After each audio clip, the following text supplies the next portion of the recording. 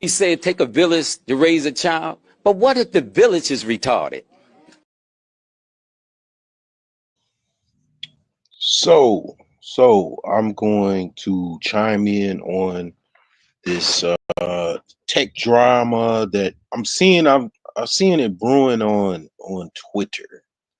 You know, Twitter has more free speech, more capable dialogue that can go extreme. You know, from like political commentary or memes that are, you know, very offensive to videos, to, you know, all kinds of stuff. Obviously, this drama over primarily tech immigration basically is what Elon and Victor Vivek Ramaswamy. I had to Google his name like, before I put it in the title, and I don't even know if I actually spelled it right. I'm being 100% honest as far as that is concerned. So hopefully I spelled it right, but yeah, it's kind of like my last name. People don't really understand my last name either. So it's kind of like that.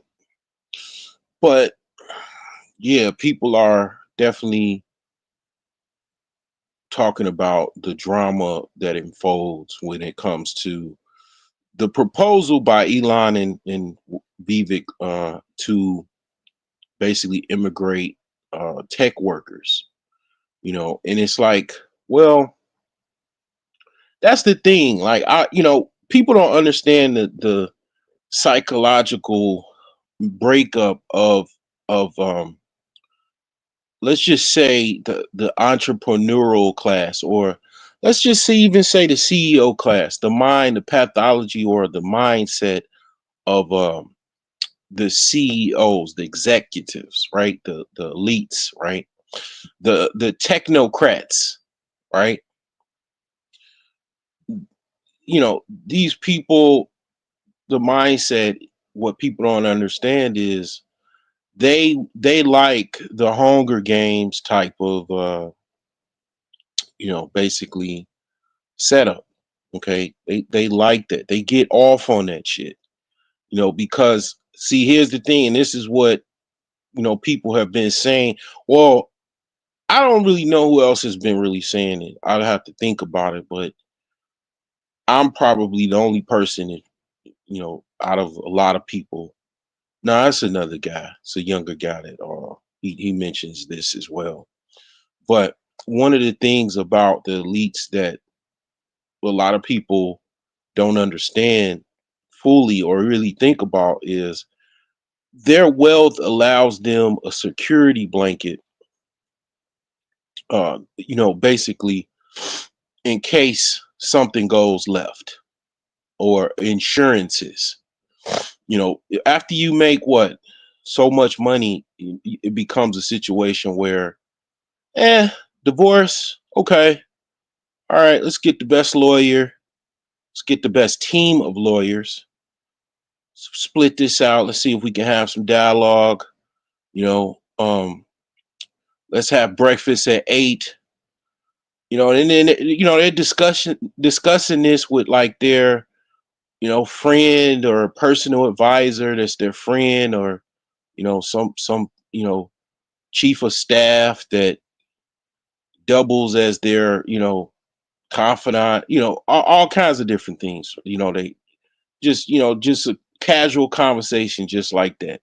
Whereas, you know, the man that maybe even has a decent job and, you know, making 75,000 a year at, you know, the plant, working in the office or whatever, that person files divorce, you know, it's gonna he's coming in he's coming in to work next day, probably tired and drunk, you know, and stressed out because he don't have the security blanket to deal with any social issues that involve him coming off of his salary. or his wages. He doesn't have any money to pay child support just because the woman that he got with don't want him no more or whatever. He doesn't have that security blanket to not give a fuck about those types of scenarios, even divorce, whatever. And a person that's, and I it's okay if, I'm not saying that, you couldn't be rich one day or whatever, whatever the case may, I'm just saying not to, ideally it shouldn't be this way, but it's like I didn't set the rules, but I'm just saying, obviously everything when it comes to having wealth and riches in this country, yeah, you do have a security that allows you that security to blanket of, I mean, opposite of the kids, which don't really have anything to do with money as far as, you want to be with your kids. I mean, that's still gonna emotionally damage you, not being able to be with your kids and, all of that type of stuff. But the money aspect of it, you being, you know, let's just say north of 10 million, $100 million, those concepts and ideas, it's not that big of a deal, financially speaking. Whereas the common guy, he, it could be to a situation where he got to pop the trunk because he feel like he only other scenario is for him to crash out. And it's like, I mean, that's the extreme to that. Or the lower extreme is, just financial duress and, trying to figure out one day to the next if you're going to be able to pay that, child support back pay plus, current, child support obligations. And then you trying to, you trying to have a family of your own, and then you paying child support on the side. Some guys, man, they gotta be, superheroes to really even manage to do all of that.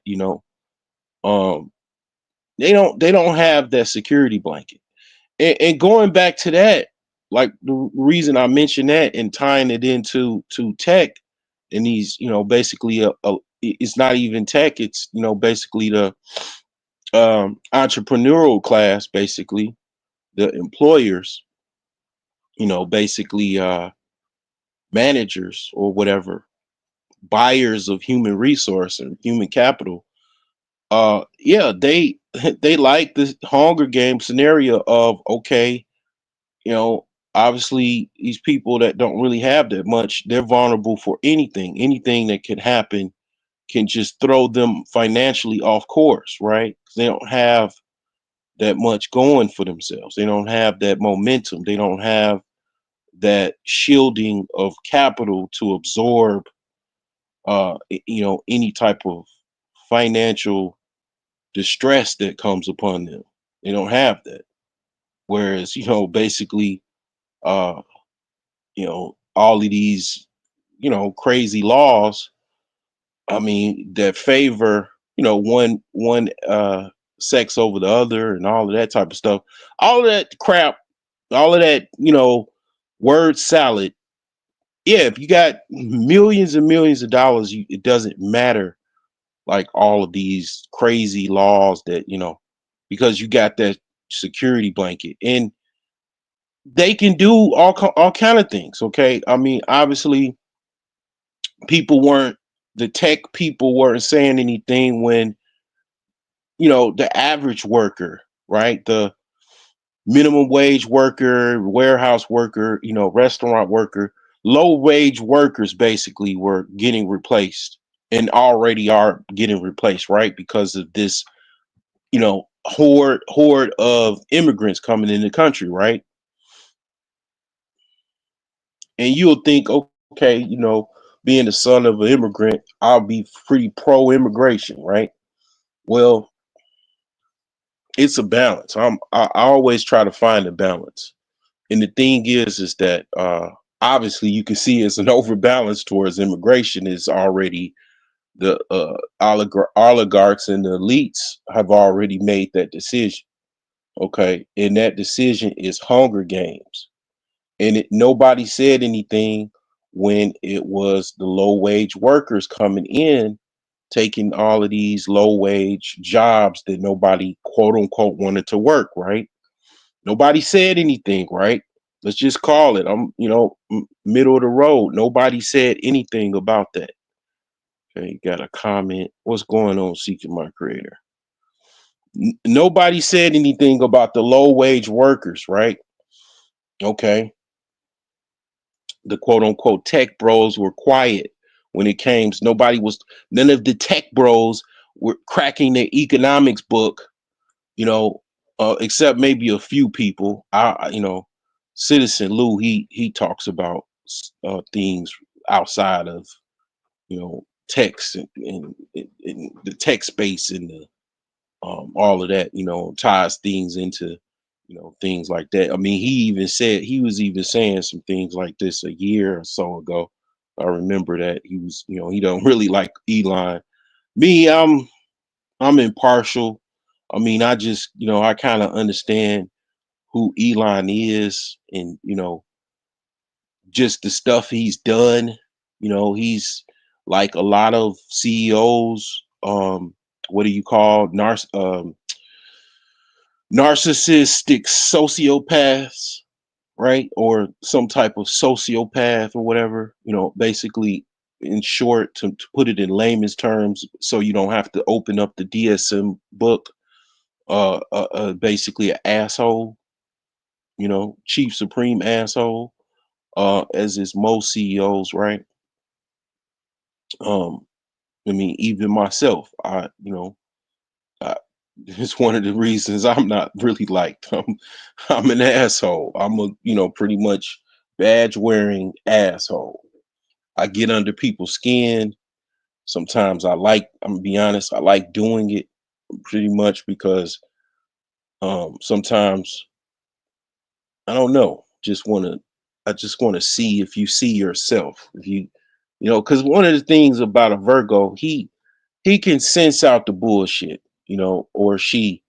And a lot of times people won't say nothing. Well, the one thing about the Virgo, he or she might say something just to see how you will respond. Sometimes to people's own detriment. But you know, um, back to you know what's going on right now is that uh, now it's not just the low wage workers. The Hunger Games. I don't really know that much about the movie. I didn't read the book. I watched quite a few of the movie series, but they got districts and all of this type of shit. Well, I don't really know if they separated people based off of, how much money they had or whatever. I don't know. All of the people in the districts it kind of looks like they look like they're basically all in the same, like they just look all poor and just kind of just plain, with just regular outfits on and stuff, and they all, I mean, it's some dystopian sci-fi uh apocalypto, type of, movie, I mean, series or whatever. I don't really know as far as who wrote the shit. I forgot, or don't remember. I don't really read, um let's just say, fiction like that. And I don't read it at all, actually. It's not that I probably don't like it. I'm just not into that like that. But because it's like a big comic book basically with no pictures. But the thing is this, okay? They like to fucking put people against each other. They get off on that shit. They like a bunch of people in a cockfight standing around betting and see who's going to win. I mean, you saw, one of my favorite movies of all time. You saw that, Trading Places. trading places. Mortimer bet Duke $1 that, the guy from Philly that was a homeless guy, which was, I forgot his actual name in the movie, Leroy Valentine. They said Leroy Valentine, we can just get him off the street, no experience,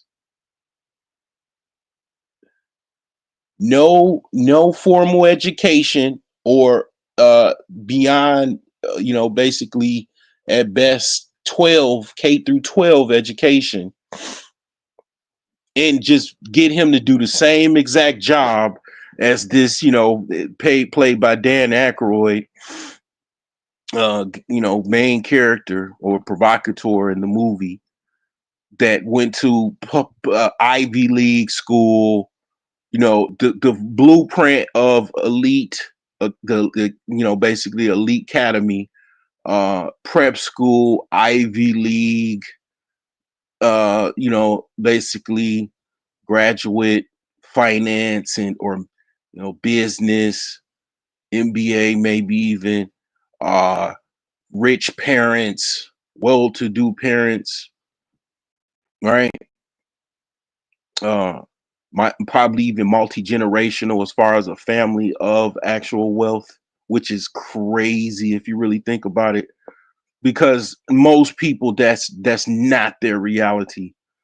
It's almost like being royal if you're like multi-generational as far as from a family that is wealthy, right? That's crazy to even think about it. That's like some shit that like, I don't even know statistically. I'm just talking about in the black community, like how prevalent that is, or what the ratio if that is. I would say, man, it's got to be in the like 0.00 something. Um, but yeah, they replaced Billy Valentine. I think it was Billy Valentine with the main character played by Dan Aykroyd. What happened was true. Billy Valentine was able to do the job, right? That this, blueprint, young, up and coming, financial expert, that is working for this investment firm, Duke and Mortimer, Duke and Associates, I think it was the name. He was able to do it. And that goes with the whole dialogue of this conversation. I pulled one of my favorite movies of all time out the ethos, and I put it into this conversation because it's definitely relevant. Because that's what these motherfuckers is trying to do. They trying to do some Duke and Mortimer shit, but nah, it's different. Actually, it's actually worse. It's more diabolical than that. It kind of ties in the conversation as far as what I was saying about low skilled workers coming over the border, farmers, basically, kind of lower socioeconomic immigrants from their country, right? Farmers, a lot of farmers in Mexico, they immigrate here. Mexico has uh a elite class in Mexico. They have an elite class in Mexico, and it's not that many halves. Okay, the elites, right? It's not that many of them. Probably more than it was, but it's still a lot of farmers. Poor rural farmers. In Mexico, so they come over to the United States, right? They come to the United States to try to get jobs, try to get low skilled jobs, basically, or even work in construction, which is more heavy labor intensive, but also skilled, right? They'll get trained on how to do stuff. Others will train them in their language, and they'll get on a construction crew and make quite a bit of money, and after about, 6 months, they got a brand new truck, And people wondering how they get a brand new truck. Well, they work and they saved their money and bought the truck. I mean, what else you think they could, if you're making, some of the union construction jobs in Chicago, like, for example, you could make, as a carpenter journeyman, you could make like $60 plus an hour. And that's just regular hour. Most construction jobs, I would imagine, this is just from what I hear. I got people that I know that are union tradesmen in the Chicago area. They get overtime, okay, and almost every time, because some of the times the project, they want a particular deadline for that construction project to be completed. So a lot of union workers, they get also overtime. So you get $60 an hour, and then that's half. So you're making overtime $90 an hour. Okay. That's way more than even a network engineer makes in IT. A network engineer, probably mid-level senior, as far as salary comparison to, because like to basically get to where you making over $100,000, that's like literally like that denotes about $50 an hour, 50 to 55 dollars an hour. That's $100,000 a year as a from a wage perspective. Because most of the jobs I've had were wage jobs, wage being a wage employee. And I know what it is, because most of the last jobs I've had, it was like I was making half of that.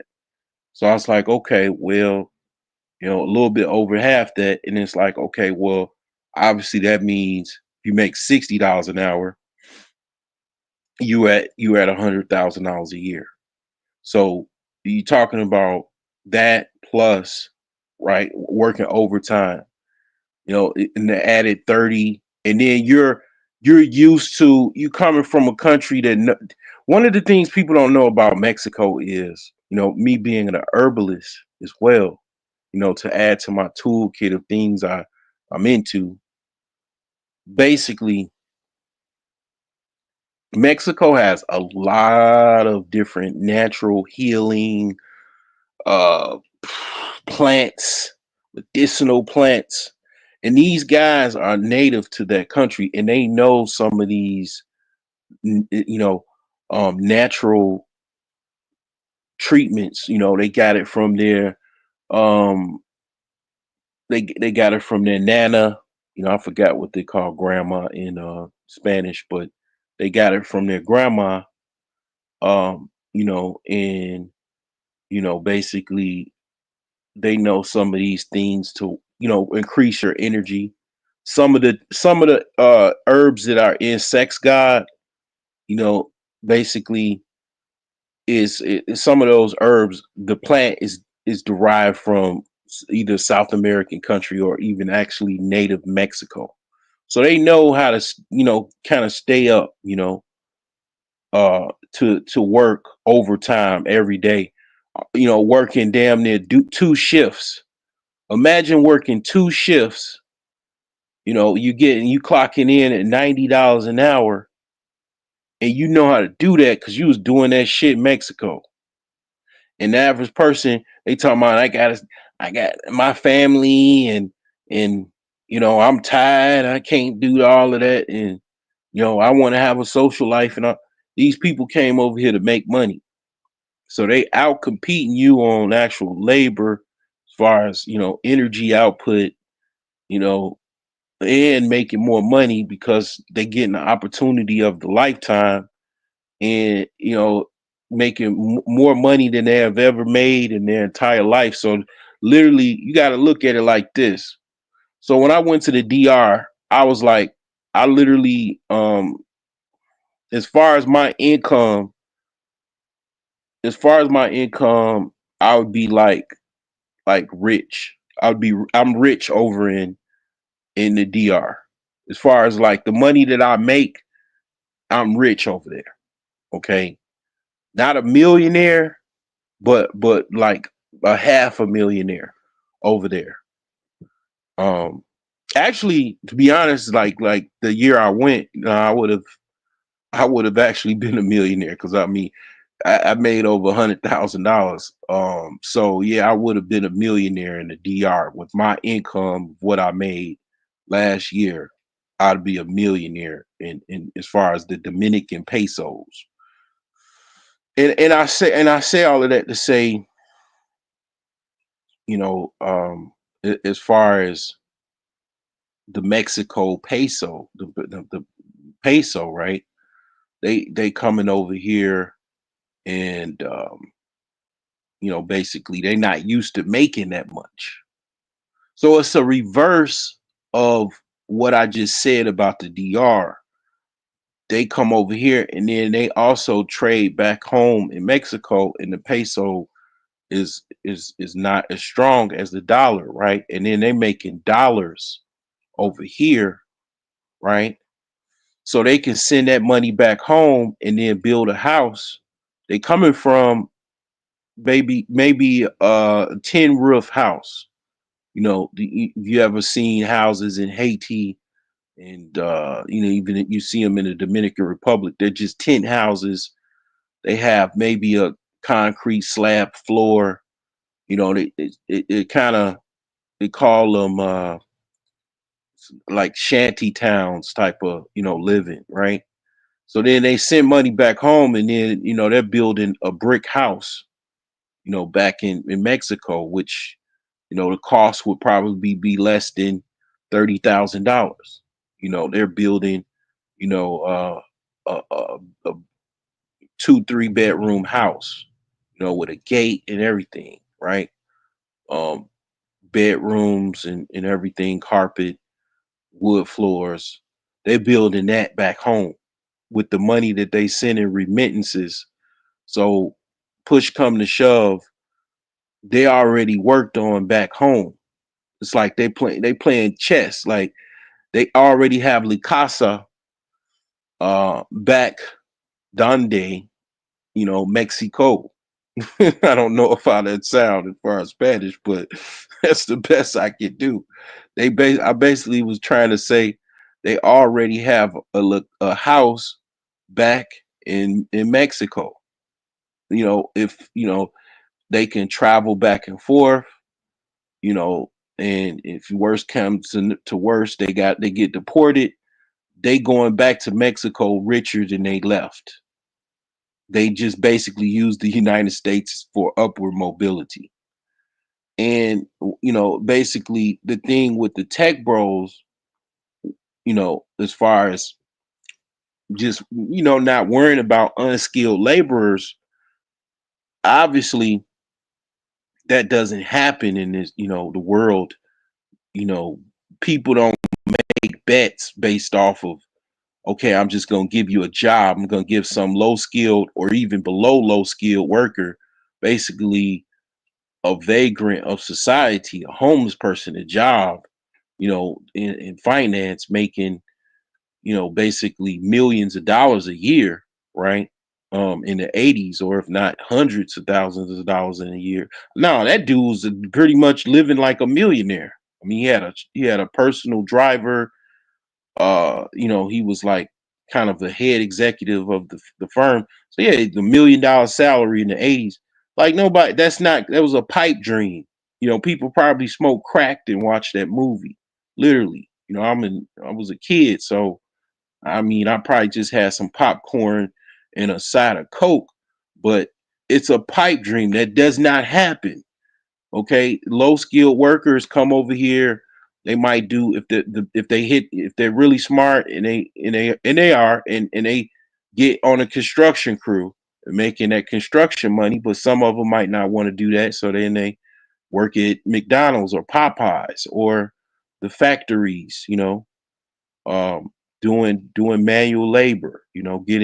Then also getting access to overtime and benefits and getting an hourly uh, wage, below, probably below $20 an hour, or might be close to $20 an hour, or maybe a little bit over. And basically it's way more than what they was used to back home.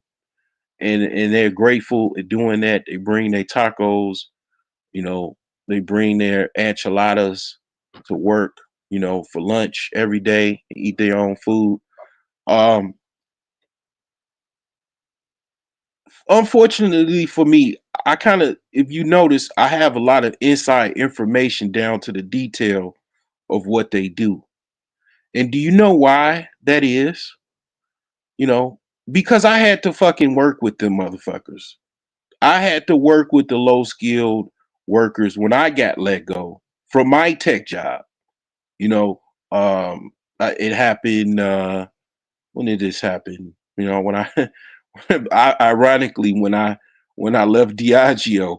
Well, I didn't have Diddy money when I left Diageo, and I had no unemployment because basically I was a contractor, was a 1099 contractor.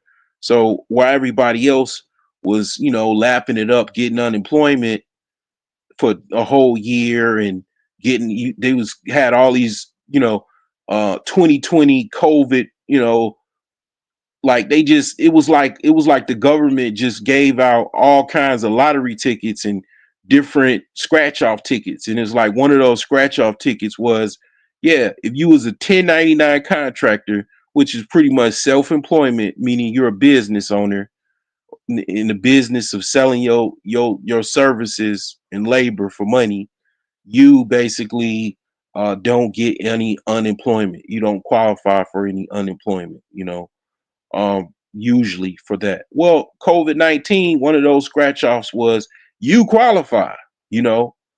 People would, 1099s, you're a 1099 worker and you got laid off. You got unemployment for the first time in like probably since they, came up with unemployment, because that's the rule with being a 1099 worker. You're a business, so you do not have basically any employment rights to get unemployment, basically. And that's what that's the, basically problem that I had. I mean, the pros was that obviously I wasn't getting taxed, and then I could deduct, my expenses and everything. So basically I didn't have any taxes taken out of my wages every time I got paid. It was straight paid, and then I just had to file my taxes. And usually between gas, blowing through cars, tolls, meals, uh, different expenses, working from home, because you pretty much working from home, and I had other businesses too. I mean, believe it or not, I, have a few sales here and there between different streams of income that I involve with myself with. But yeah, I mean, at the end of the day, yeah, you can kind of zero things out to where what those taxes being taken out doesn't necessarily, kind of bite you, because you've had a lot of deductions. You've stimulated the economy, as well, by proxy of you operating your self-employment business, right? So you don't have to, basically pay those taxes, right? You deduct those things. And so, I didn't get any unemployment. I got let go. I didn't have Diddy money, to make it through. I had to, and I'm in the throes of a renovation project. You know, I was just reminded of this the other day. The level of difficulty it is to buy a house cash and actually fix it up with your own cash. You know what that is like? It's like, okay, you know how hard it is beating a casino, right? Well, you can actually beat the casino. People do it every day, right? Well, you can't barely hardly, it's very difficult to beat the bank. And that's what it is. That's what you're doing when you're trying to renovate a house that's you bought for cash, and you're fixing it up with no credit, just basically cash. you're literally, it's like one of the hardest things to do is beat the bank. I mean, you got to understand. I know I'm off on a tangent, but I promise you, all of this is it's a lot of meat on the bone. The thing is this: when you think about a house, people paying rent for a house. People are paying mortgages for a house to a bank to have access to this fully renovated project that, basically this house that is, nice and has all the trimmings and fixings and everything. People pay a premium for this to banks, and you trying to bypass that actual scenario, that system that's been going on for a long time, before you were born, and then is the standard for most purchases in America, right?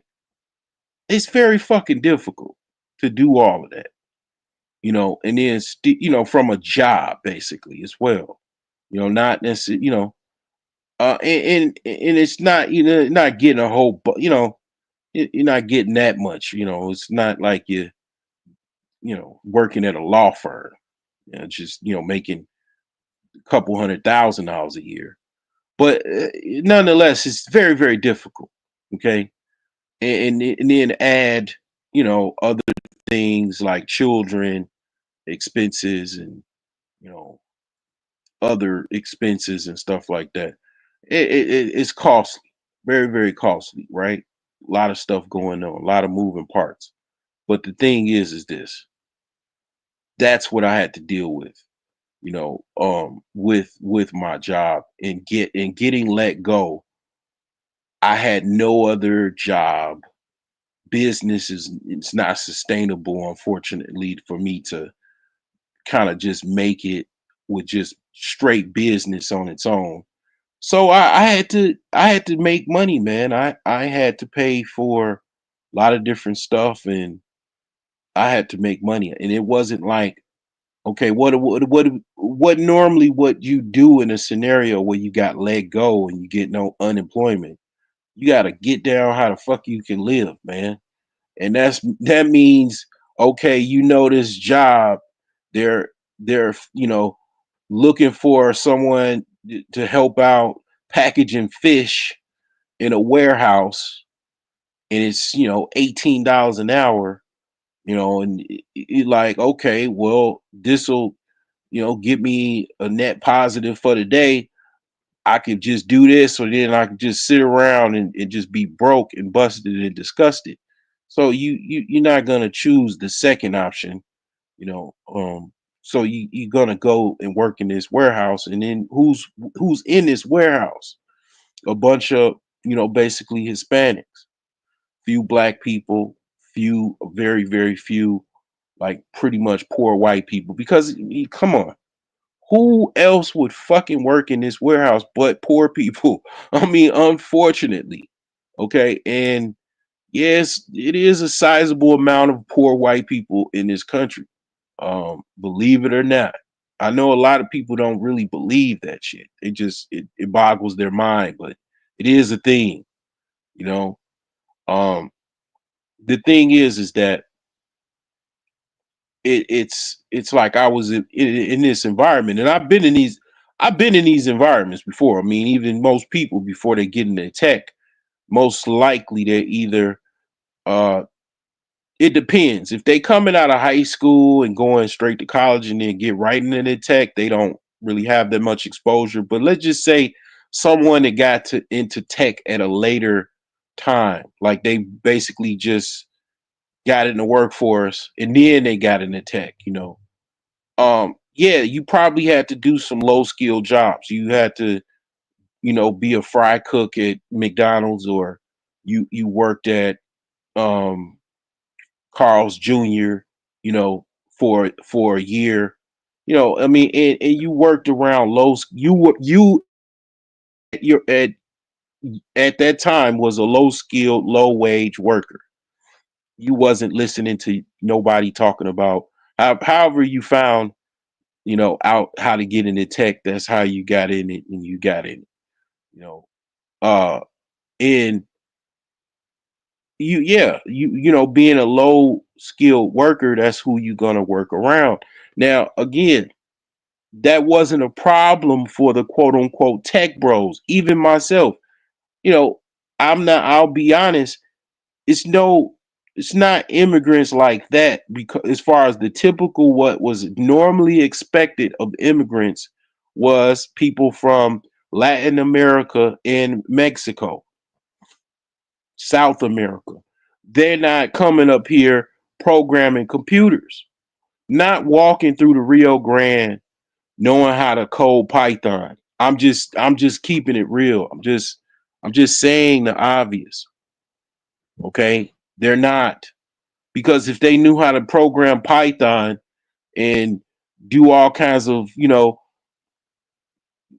financial formulas on a pivot table in Excel, they would not need to, cross the Rio Grande. Okay? That's basically what I'm saying. Like when I work for a company, I'm not going, eh, yeah, I mean, generally, yeah. When I work for Mondelez, I basically the company that owns Chips Ahoy and Nabisco products, basically, and stuff like that. They own quite a bit of stuff, man. They own Cadbury. They're basically aligned with the Europeans. It's an American European alliance company. So a lot of UK brands like Cadbury, of course, Swedish Fish, and all of that type of stuff. And that job, it was crazy because I used to go walk to the tech bar where I worked, and they got all of this free candy out all day. Swedish Fish, Sour Patches, Chips Ahoy, uh, you know, Oreos, all of these brands, that they own. And it's like right there, it just the unlimited candy factory, and it was like, man, it's amazing. Actually, I did have all kinds of cavities for sure, but yeah, I mean, that environment, it was a lot of, basically corporate elite people. And one of those guys was a guy from Mexico. I think he worked in some type of finance department or something somewhere, but he basically, he wasn't from the farmer class. He was an actual, like, basically Mexican elite that went to college. His parents put him in college and everything. And I could tell he was different than the normal Mexican that you see driving a pull-up truck. I mean, a pickup truck, and dressed like they about to do some landscaping, you know, or they might do an estimate on some landscaping, maybe. Totally different type of individual, and like I said, going back to Jose going past the Rio Grande with his family. He not going past Rio Grande knowing how to code Python and shell freaking commands to formulate batch files.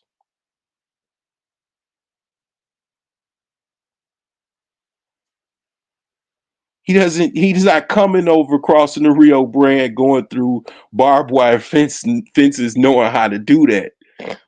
Okay. And I say all that to say, yeah, I understood from that perspective, from that angle, those people were not necessarily in competition with me, working at this tech department at this company. But the Indians and the Asians, different story, because they're peasant class. In India's the caste system, the Dravidians, right? They're not putting them on planes they're not allowing them to get on planes and coming over here like that. As far as what I know, I don't know. I might be wrong, but the thing is that those quote unquote people crossing the Rio Grande, it's a little harder for them to get on an airplane and fly to America. So the elites have control over in India, pretty much kind of who gets to get on the plane in a sense. Basically, what I'm saying, and they have entire like India is the tech hub of the world. You know, they've the powers of yogi and all of the yogis and all of the gods of India. They have harnessed technology and spent it in an interwoven spear, and they made it their own. Okay, they eat, sleep, drink IT and spit it out.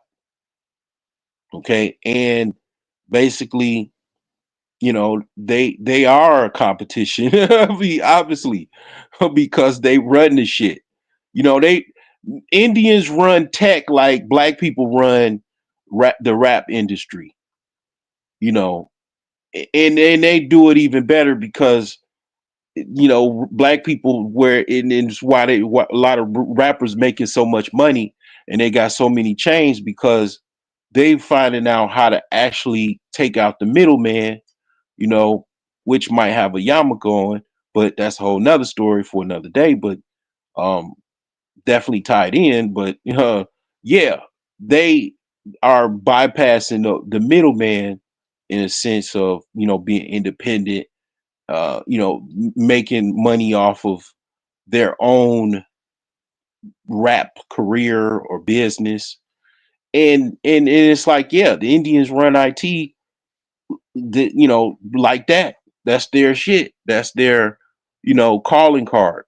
And it's like, yeah, they like, tying in back to. Let me read this comment because I haven't really read it, but I'm gonna read this. It says, "I watched the Hunger Games movie, and I think I read the books. They were separated by job type." Okay. I mean, yeah, that's how that is. Like, I mean, if you're a tech or quote unquote tech bro, you live a middle class life in a sense of whatever you think middle class is. You have enough money to have uh maybe a deluxe apartment, definitely a house, and it depends on what you're doing. It depends on the job you have as well, because if you're just a help desk support operator making $25 an hour, and that's entry level, and that's not bad. I would take a entry level help desk job making $25 an hour versus going to a fish factory around fish and cold. You had to wear a coat packaging up fish with basically really honestly immigrants. But I mean, life is not really that fair, if you're black in America and all kind of other shit.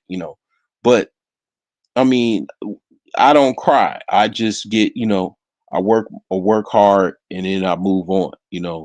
I just deal with the toughness of life, and then I just deal with it. Maybe if Diddy did that, I think he would probably have been better off. No sexathons today. I'm gonna just back up off of it, and come back to it, No the Diddy. next You day. understand what I'm saying?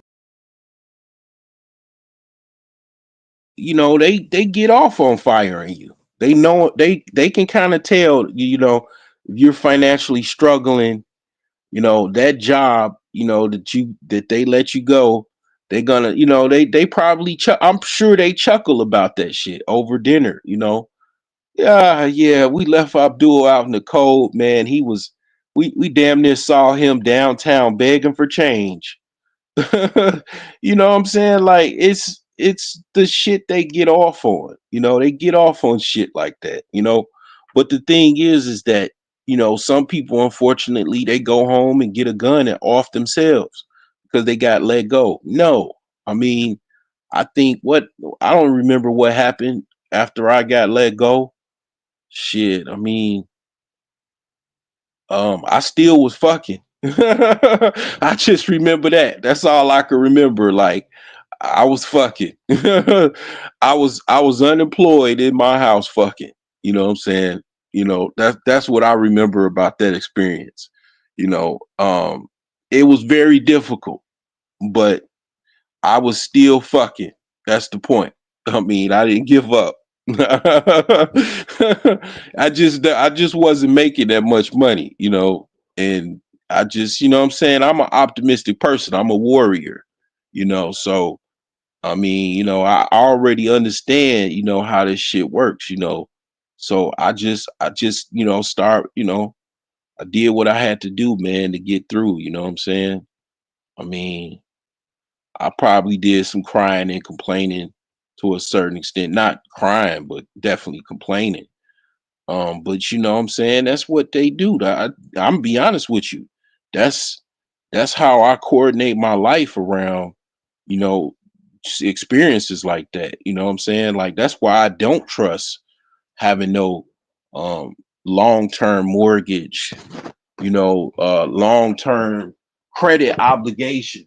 Because you get fired, you know what I'm saying, for stupid shit. You don't It's hard keeping a job, what I'm saying, and you know trying to being employed, and you're basing your entire financial decision based off of you being gainfully employed. I mean, hell, I just pretty much the chess move was what it was. You know, uh, I gotta motherfucking make sure that I formulate a plan based off of the fact that I won't probably be gainfully employed because they don't.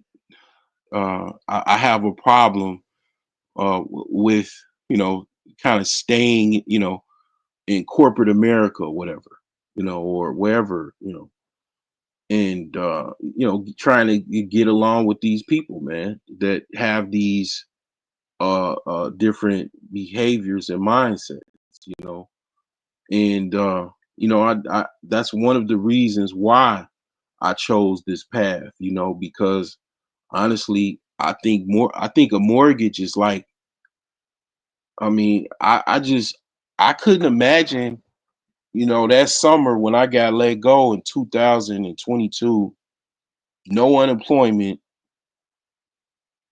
I mean, just car issues, I mean, all kinds of issues, man. I couldn't imagine getting through all of that, basically, uh,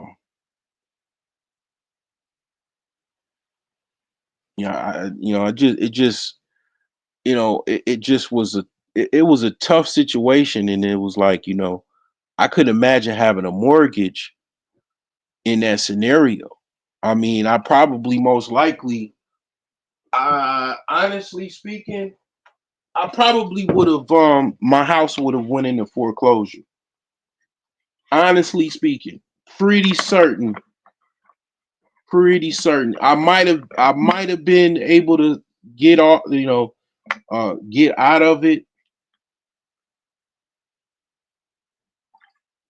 Not 100% sure on that, but the probability of that situation, what would have happened was I would have most likely at that particular point lost my house in foreclosure.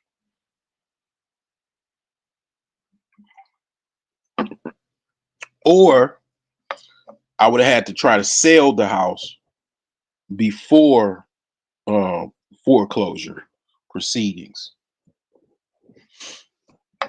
So I mean, yeah, that's the method to my madness. Like that's one of the reasons why I do not trust long-term credit obligations like a mortgage.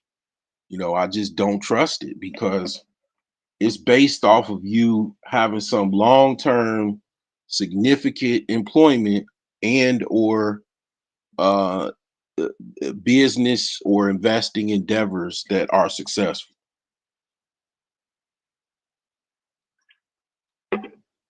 Most people are employees. So there you go, and most people, it's less than like, I mean, it's only so many businesses that even make over $50,000 a year, let alone $100,000 a year, right? Um, so even if you're in business, it doesn't guarantee that you're gonna make some type of income to sustain yourself and your family, right? So it's a hard situation to deal with, right? So that's why I choose to do the route that I do, because it's based off of these you know hair trigger situations where you get let go, because corporate America is kind of brutal like that. I'm gonna be honest. In the 2 years that I was working, basically for a contract company, I was working at Diageo.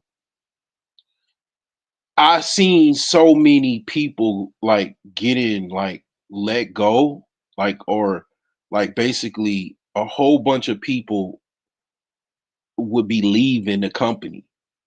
You know what I'm saying? Like as one of the jobs as an IT guy is you, depending on what you do, as far as like if you're in the IT support, or you're part of a managed service group. Managed service means in IT is that you basically manage all of the IT operations for the company.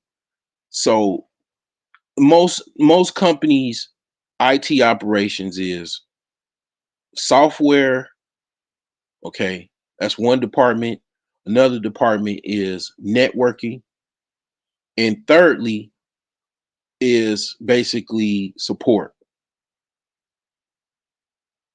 So the part of managed services is to kind of manage all of those departments, as well as other concerns. Maybe you could throw in security in there, you know, as a fourth.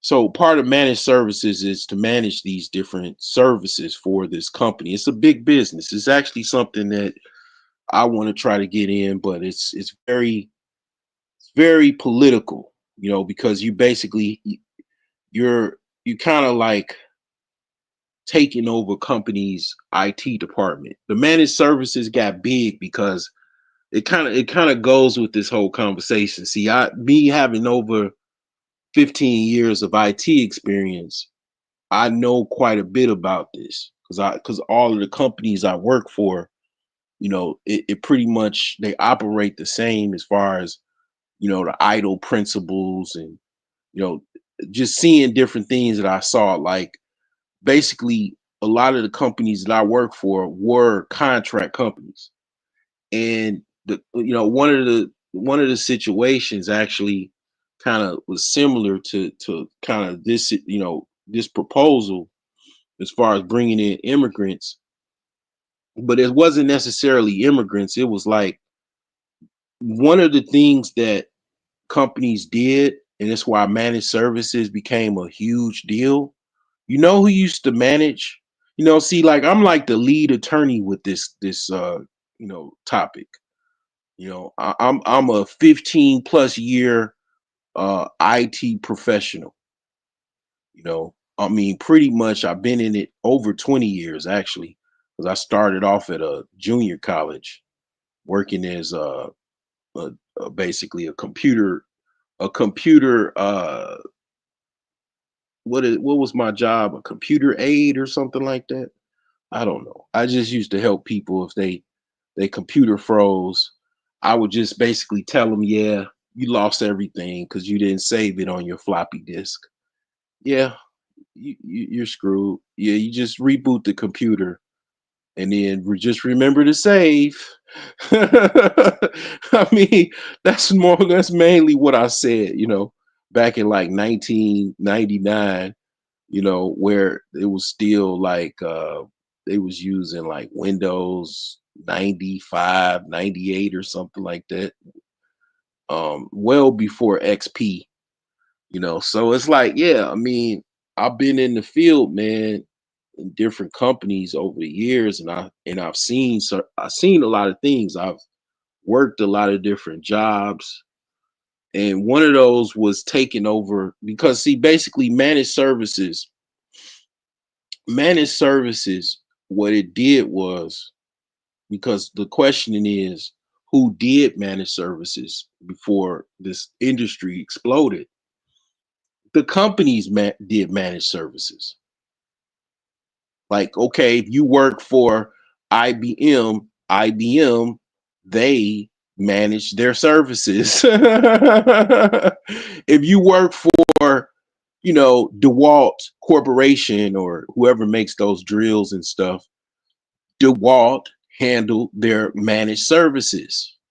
You work for insert corporate name here, that's how it was. They handled their own managed services. They handled their entire IT department. That's basically what managed services is. Basically, it's, like I said, networking, software. Okay. Basically, the guys that create these programs, manage programs for, the company, creates programs, manages existing programs, brings on, new. You can even add, basically SECM, which is, these companies have software images. That department is a department within itself. It might cross platform with other groups like software, but basically SECM, they manage the actual images in the software catalog for the company. So all of these companies and departments, all of these companies had their own internal IT. That's all you need to know. You don't need, the layman's term is, these companies had their own internal IT departments and they managed them themselves. So what companies did was, this is what happened after the 2000s. They were like, well, we can save costs and not have to deal with Timmy, the IT asshole, because a lot of IT guys are kind of like, why people didn't like nerds and geeks in high school, because they had this, they knew they were very, very smart, and they knew pretty much probably more than you did. If you said something, they probably knew more of what you just said than you do. And they pretty much, kind of like, no, 9 times out of 10, you don't even know what I know. Like if I ask you a question, you wouldn't know it. And they have this debonair about them, they have this that's how they think. Like, they're kind of elite as far as thinking. They know more than you. They read 5 books before bedtime. They're, members of the honor society, and these in high school, like, they already know they're going to be summa cum laude or whatever, the top of their class. Maybe they might have a tie between the other guy that's like a brainiac. He skipped like 4 or 5 grades, you know between who's going to be basically number one or number two. And they plan this all out. They meticulously planned all of this out. Their parents trained them into dedicated processes, daily processes of homework, study, um, you know, practice or prep testing. Uh, might even hire the tutor. Shit, the parents themselves might even be a tutor. Okay, Indian parents tend to be professionals, doctors, lawyers. Either at the very basic level, basic, uh, bachelors at least, for both parents or even advanced degree in a lot of different cases. So they training their kids on what they learn, and probably from their parents on how to test and how to properly, pick the right answer. It's like three different answers that it's like two answers that's crazy. It doesn't make no sense. And then there's one that kind of like is just there to throw you off. And then it's one right answer. That's the trick to taking, tests. It's just kind of how they work. You know, just tricks like that on how to test properly, how to, make better grades. Like they really hone that in, right? And these guys grow up to be these smart brainiacs because they've been the best in their class. Then they get scholarships. They go to the best colleges and universities in the world: Harvard, Yale, Princeton, Rutgers, Penn, MIT. And they already have the mindset, the actual mindset of, I know more than the average person. I'm super brainiac, laser focused, super alien intelligence level, you know, freaking animaniac. Like that's what they think. Like, and then then they go to university, and then it's just a repeat of high school. Now they're around these undergrads that basically at best are probably gonna be finance bros, or you know basically frat bros to finance bros, right? Because that's a thing, and it's an actual big thing. Frat bros to finance bros is a huge thing. You think I don't know? Um, so the thing is, I mean, like basically they're around. It's like high school part two. Now they this well paid college student, basically getting probably got a job as a tutor. The professor already knows him because he kind of somewhat recruited him, because he wants to mentor him to, be the best scholar in America type shit. I don't know, just some Goodwill Hunting type stuff. If you ever saw the movie, because that is a thing. Okay. Um. Now the thing is, this guy's understands. Okay, same mindset in high school. Go to college, same thing. It's like part two. Now this guy's got money. He's got clothes, his glasses. He's got the best bifocals, money can buy, or spectacles. He's dressed to the dime. He's got a full ride scholarship plus other scholarships. So he's pretty much already rich in college. And he pretty much ain't got to worry about no job. I mean, you just got to pick the best internship.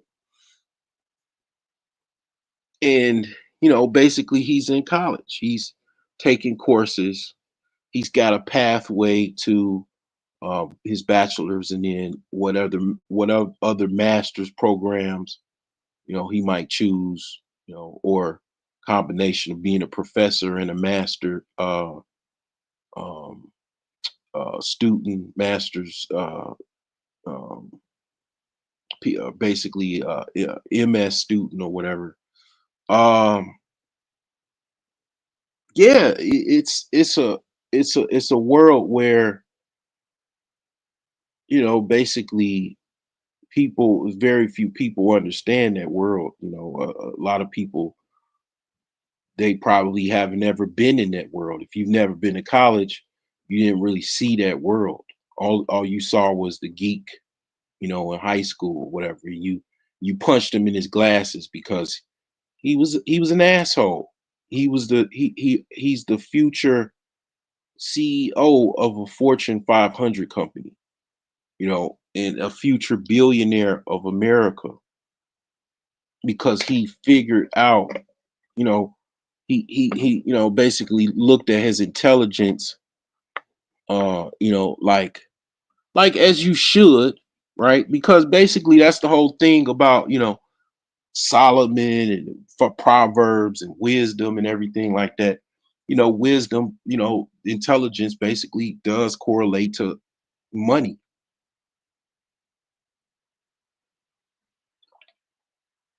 outcomes, and financial gain from those outcomes, right? And the thing is that mindset goes a little bit more dystopian, more black pill. I am better than the average person. The average person, basically I know more than they do. And it gets more darker and deeper once they get older, once they graduate actual college, and then they go in the field, and then they might start a company. Then next thing you know, they're a billionaire because they basically built up the company and then sold it, to some type of competitor or angel, basically, or angel investment group or whatever. And now they got this payday, $100 million, $1 billion, and they're celebrating, probably sniffing a line of coke with some champagne with some strippers in their 5-star hotel, because they've actually, that's the combination, that's the money shot of what they worked, all of those hours, wrote all of those papers, you know stayed up day and night studying for exams, for AP exams, and this exam and that exam.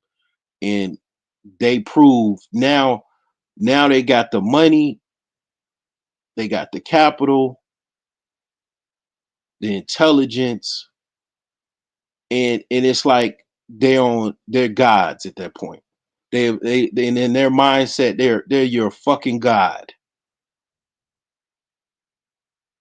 as far as how they, from that mindset, from high school student, straight A's, AP courses, honor roll, summa cum laude, right, first in their class, college, probably even summa cum laude in college or university or whatever, which is, I think that's Latin, the language of the Romans, right? The Romans and the Greeks, right? That's what all of this is kind of based off of, right? Learning from the Egyptians, taking it to mainland Europe or Eurasia, and building up, society, building up European society, right? And branching off to other societies such as, Alexander the Great in India and Persia, expanding outward this, cultural understanding and ideology. And it's like basically this, these guys are very, very intelligent, man. They probably were the guys that they were offered a party flyer in college. They didn't go. They didn't go to college to party. They knew they were going to college for a purpose. And that purpose was to be the next Iron Man. Their main, character that they idolized when they were, a little boy reading comics. And in order to be Iron Man, they had to fucking, go through college and pass all of these courses and follow this template. Now I'm just joking. They didn't have to do that to be Iron Man. They just had to graduate and then wait for their either, because, in the case of Elon Musk, he got funded by his parents. His dad funded his ventures. He just needed to please the old dad by getting a degree, you know. But the thing is that yeah, these guys, man, they get this mentality in the case of, in case you didn't understand, if you smart, you probably understood who I was pretty much talking about, because that's pretty much what Vivek Ramaswamy did. That's his template. That's his mindset. That's part of that whole template, that plan of being this dedicated college student, given a flyer, go to a party. He might have went to some, but mostly no, he didn't go to the party. He went to probably study for exams, write some papers. And he did that every single year until he graduated. And then went to advanced school, most likely. Okay. I didn't read all of his bio, but basically, at the end of the day, he got with the right people, got the right funding, started a pharmaceutical company, became basically close to a billionaire, if not a billionaire. And at that point, going back to the student in high school, in grammar school, knowing more than everybody, all of his peers, almost like a superpower at this point, you know, from that little boy to this grown adult with this money from this country with this serious caste system, you know, and having all of that money, you know, just think of it like he's a god. He's in Mount Olympus looking down on the mortals, but he's got other um immortals, right, that he has to, deal with, that got the same amount of money. But what do? You align with them, right?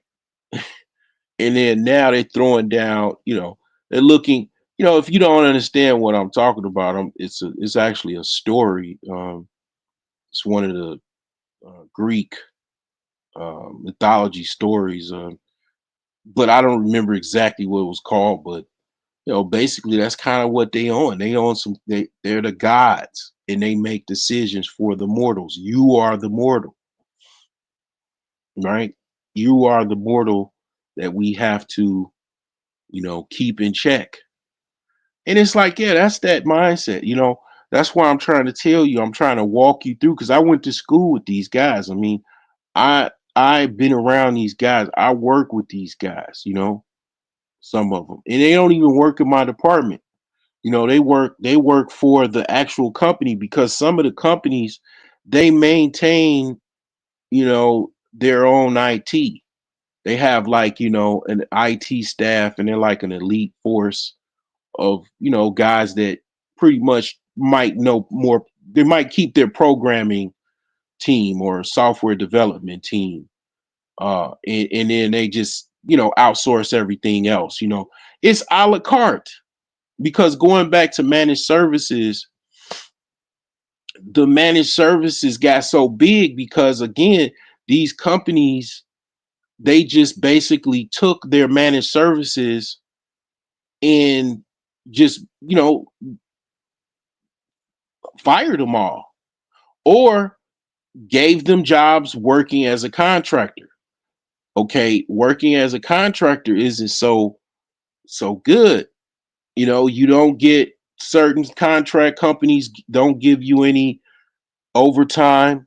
They don't give you any benefits, medical benefits or whatever, or dental benefits. Some of them don't have any 401ks or anything. It's like, yeah, it's a sucky situation. Working for the company, you had all of that. You had all kinds of perks. These companies, basically, to save money, they just basically outsource their IT services. And that became the standard. So when the time when I, basically got into IT, I'm working where all these contract companies have managed service contracts with. And that's the industry standard. And by now, that is the standard. And one of the jobs that I had to take was, I basically work for a company that outsourced people's jobs. They had It's not that's what they did, but that was what they were involved with because, the company that I work for, that's what they did. They outsourced jobs from their IT department to this new managed service company. And it was a big company. And it's so goddamn big, I don't even want to mention it. I don't even want to mention it. You know what I'm saying? Like, I probably mentioned it somewhere on my YouTube channel a long time ago. But yeah, like the people didn't like that. They were protesting because they were going from in-house workers with all the benefits, all of the bonuses and things that is related to that, to working for another company that's a contract, and you don't get anything, no benefits, no PTO, no basically overtime, and then you get paid a lower wage than what you were normally getting.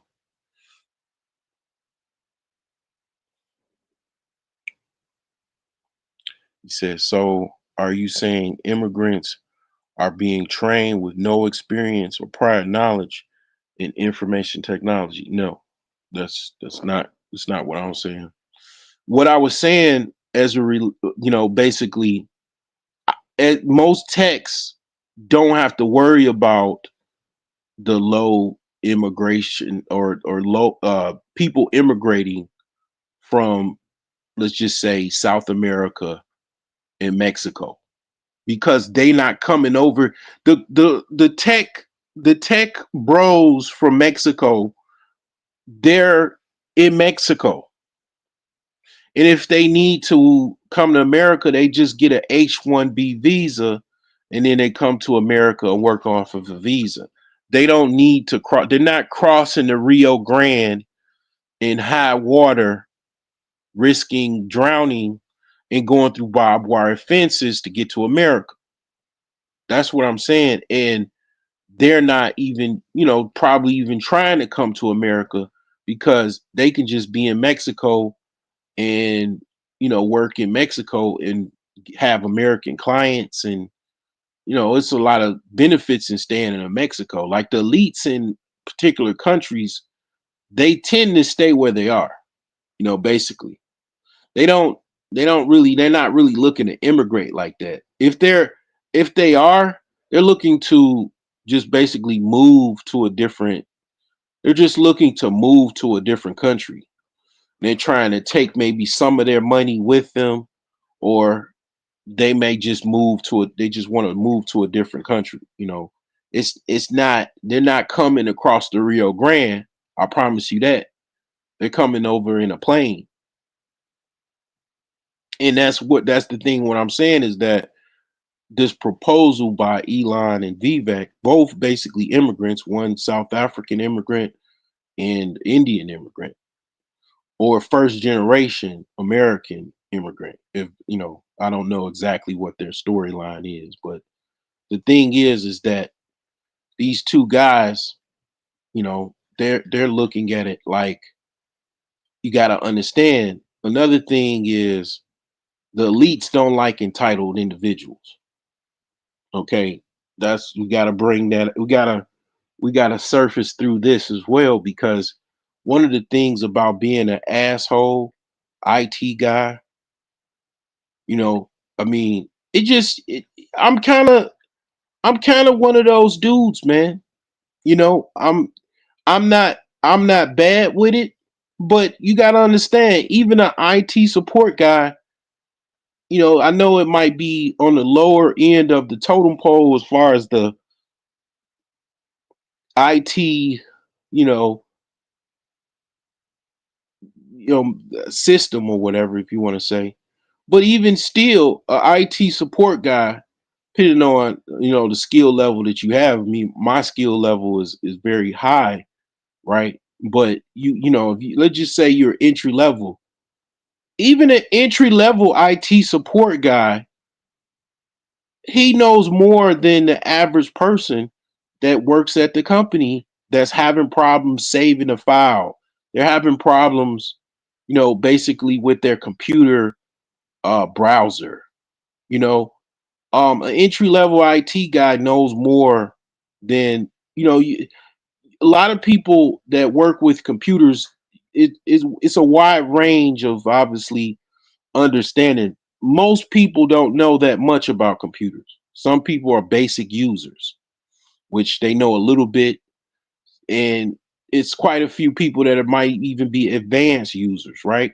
Well, advanced users, they don't come to the IT department that much, or the tech bar of a company to get support, unless maybe they need a password reset or something like that.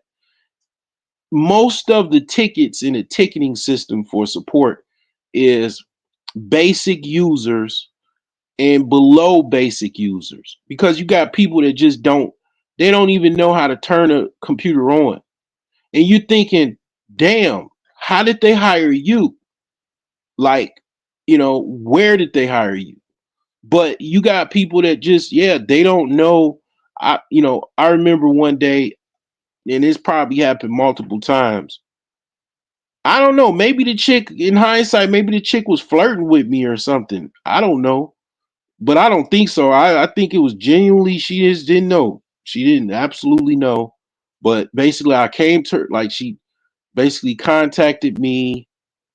I was working for a pharmaceutical company somewhere near Just Pearly Things where she lives, and I basically got a message or a email that I can't turn my computer on. So I go to this lady's desk. I was in the basement. I had to go like up the elevator and whatever floor this lady was on. And I go to her desk, and the damn uh, power cord wasn't even plugged into the computer. And it's like, I mean, duh, and then it's just a little chuckle and whatever. But the thing is, my point is, obviously, this person is not a advanced user or a basic user. It's a below average user as far as their understanding of their tech that they're working with, which is ideally a laptop or a desktop, mostly laptops. And the thing is that, basically about 70 to 80% of the tickets are basic users, between a range of basic users and below average users. It used to be below average users, and then maybe even women. You got to understand, this was during COVID too. Like, what I'm talking about now, you had people that contact the IT service desk every single day with problems. And I think that partially, most of them were women, but it was a few men in the mix. But I think the women per se wanted to hear someone to talk to, because they were, this was 2020. This was, COVID lockdown time. And I think that was what that was. But I don't know. But I definitely would say it's a combination of both, and or at least genuinely they don't know what the hell they're doing with their own tech every single day. And they just don't know how to do certain stuff, you know, and it could be, I don't know, it could be a wide variety of things, because people do hire people that's got disabilities too. You got to understand that. I mean, so it's the thing is that even a tech guy that's entry level, his level of intelligence, knowing how to resolve all of these problems for these people that are from a level of advanced to below average as far as understanding of tech, of their tech that they're working with, which is a Windows based laptop mostly.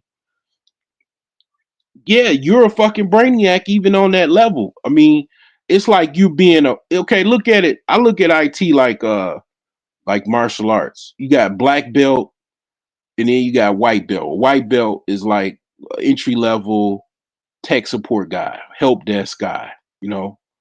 And then you got advanced, like, black belt is like a computer scientist, someone that develops engineering manuals and not even manuals, but engineering sciences for motherboards. You know what I'm saying? Like that's like way up there, right? And then you got, even on the lower, but a white belt, basically my point is a white belt will still kick your ass. You'll beat the shit out of you. A white belt will beat the fucking crap out of you, right? Because he knows certain basics, like, up, down block, upward block, he knows how to punch, he knows how to use some force. I took jujitsu for a couple years. I know how to roll out and then beat your ass like a ninja.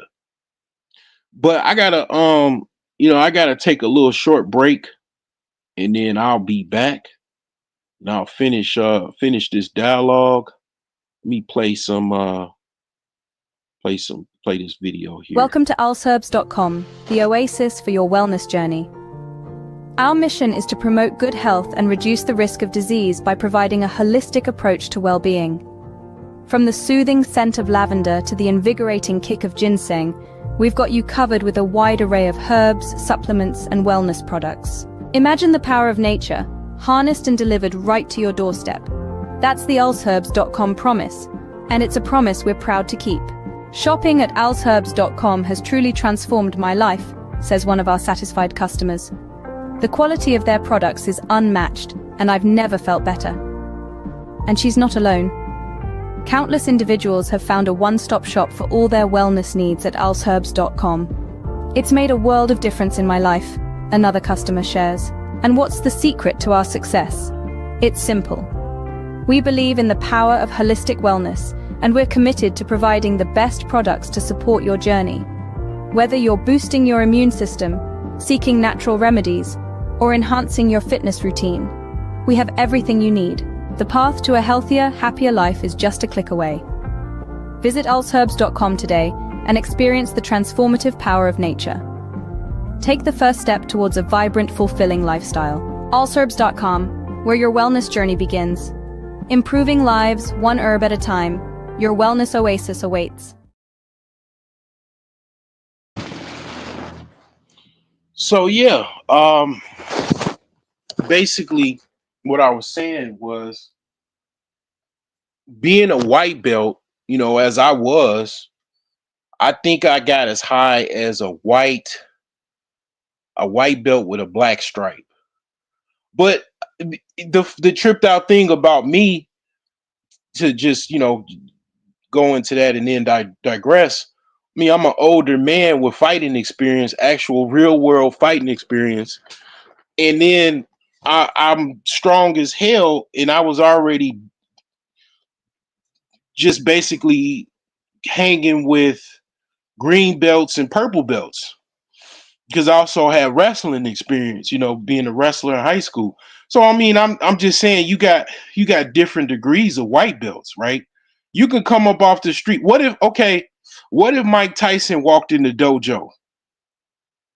He would be a white belt. But he was the world heavyweight champion of the world, right?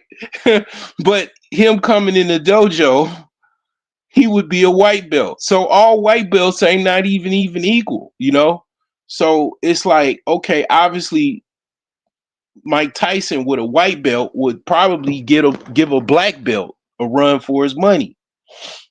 That'd just be crazy if Mike Tyson doing jujitsu. Oh my God.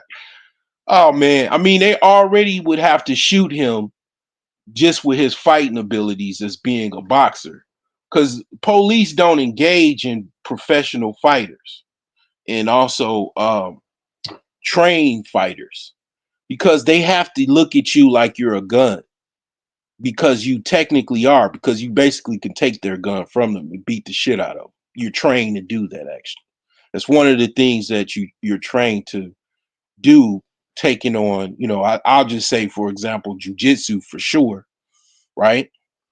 Being a trained, basically, jujitsu is ninjutsu, which is, basically the training that basically a ninja would have went through with actually weapons. Jujitsu is, yeah, trained in weapons too, but mainly everything without the weapons. So I'm a ninja, literally. So even knowing that, like saying that shit, right?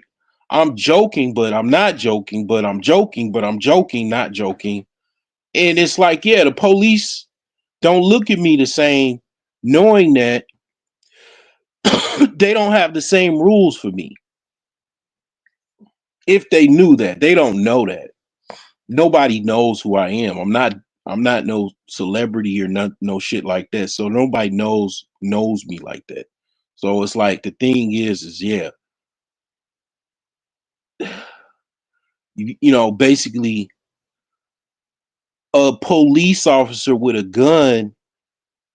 And I think that's why, that's I'm kind of all over the place, but I mean that's the kind of mindset that why they probably would pull out a gun and shoot people because they're scared because certain people they know they understand certain fighting abilities, athletic abilities that them being a police officer, basically coming on a scene with no backup, they already kind of basically in a scary situation. It's kind of like I'm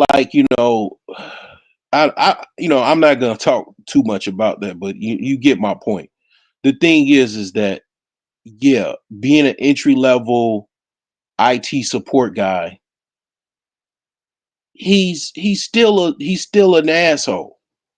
He might be a junior asshole, but he's still an asshole. He still has the mindset that basically he has an elite level mindset because he knows every single day he solves people's problems, and he's looked at like a brainiac as he is because he solves all of these people's problems, all of these people IT problems, and basically he himself have that mentality on a lower level because he knows you know he's not on the level because it's ranks to this. Once you go above, let's just say entry level is like white belt. um Yellow belt is, maybe I would say yellow belt is like, let's just say you probably are a systems administrator. And I would say that's like yellow belt, and I've done things like that. Okay, I'll say being a systems admin would be like a yellow belt, and uh let's see what else. Basically, yeah, about a systems admin. Then what after yellow is, I think after yellow is green. It's different depending on whatever you into, as far as it might be different in other different like systems like karate or whatever. But the thing is like, okay, after after yellow belts, green belt, then you got probably networking administrator or network engineer, maybe not even network. I wouldn't say network engineer. I'll just say network support, something like that. Because networking is complicated. Because okay, hardware is complicated, software, you know, or basically IT support is a combination of uh software support, hardware support, in networking also support as well, network troubleshooting and stuff, right? Well, imagine the mindset, and I've done everything everything I've mentioned, I've done, including, okay, I'm gonna go up the higher belts. Like, okay, so green belt is like basically like a network support professional or admin or network specialist, let's just say. So imagine the mindset, the level of assholedom is up there on the green belt level. You're solving complex network problems. Like, for example, the reason why networking is paid so much, and you'd be a network engineer, a Cisco admin, a Cisco network associate, or whatever. The reason why, like CCNA, the reason why these guys make over $100,000 is you got to understand networks are very, very advanced and complex. Okay. And you got to understand you're moving these, cables, cat 5, cat 6, all these different cats. It's just basically the number of strands in the wire and a lot of different other stuff. But you got all of these wires being run in an office, a building, a restaurant, and it's run through this cabinet, and it's run through this firewall and this switch and this router, PPOE device, all these different complex things that nobody even knows the fuck I'm talking about unless you Googled the shit. Because if you're not in IT, you don't understand this language, even what I'm saying.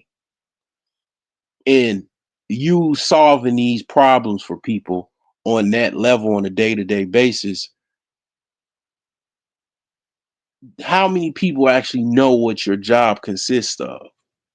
Like, people kind of know what a lawyer does, right? And it's like, that's why, on this level, people, getting 85, $100,000 a year, even more if you work, depending on what companies you work for, right? You getting on a level of getting paid like a lawyer, right? And it's like, yeah, because it's very few people that can replace you on that level. One of the things about being an employee, right? Right? You have degrees of difficulty of replacement. It's actually a thing in HR. It's called something else, I'm sure, but it's like their ability to replace you. How long does it take for someone to replace you? And how long does it take for that person to get on the level of trainability to actually do the job functions that that person used to do? In order to really do that, to have a replacement level, you have to get someone with the same exact experience and hope they know exactly what to do. And you would obviously have to train them on that job. And to be honestly, you can't even train them. And if you ever wonder why a lot of people can't get jobs when they're being entry level, because it's certain jobs, you got to understand what I'm trying to tell you about managed services. There's no IT person to train you. There's no in-house people to train you. You're going from one managed service job to another. The managed services, they can't even train you because the job might consist of going somewhere in a location and just filling in, and actually you knowing exactly how to fill in that role. They might give you some training, but you got to actually know exactly what to do. It's certain things that you got to actually know to kind of fill in the gaps. Like your training is just kind of filling in gaps. You should already know how to write the paragraph, so to speak. But yeah, I mean, on that level, you're in this nerd world where, yeah, you know more than what the average person does. And then also, yeah, you don't really have to worry about job security at that point. You just have to not be an asshole to the wrong person and get fired, right? So, you have this mindset where, yeah, you know more than the average person. Now, imagine you had you started a company and you worth over $100 billion, right? and that was just what you made this year, what kind of mindset you think you would have at that point, given that level of understanding? You know, you would damn near, like I say, the mindset would just be out of this world, right? You have some technology understanding, um, and that's kind of where this goes, where these people are trying to, replace these entitled assholes, secretively, because they don't like these guys. These guys, these tech bros in America, they don't like them. They're entitled pricks. Well, let's just get some pricks from another country and just have a you know, basically a Hunger Games battle. And that's what the fuck is going to happen. Looks like with Vivek Ramaswamy and Elon Musk. I'm gonna be honest with you. The immigrants, the Indians, quote unquote, they're already over here. Okay, that's one. Two, they're already increasing as far as in number. See, this is what the oligarchs do, right? This is what the rulers do, right? They really tell you stuff. I'm gonna tell you what they do, okay? Because I get it. I have the understanding to let you know what they do, okay? Because I've studied them over the years. I know what they do to a certain extent. Not everything, but this is what they do. By the time they tell you something, they already did it. That's what they do. By the time you get the news headline, they've already done what they've already talked about doing. It's already done.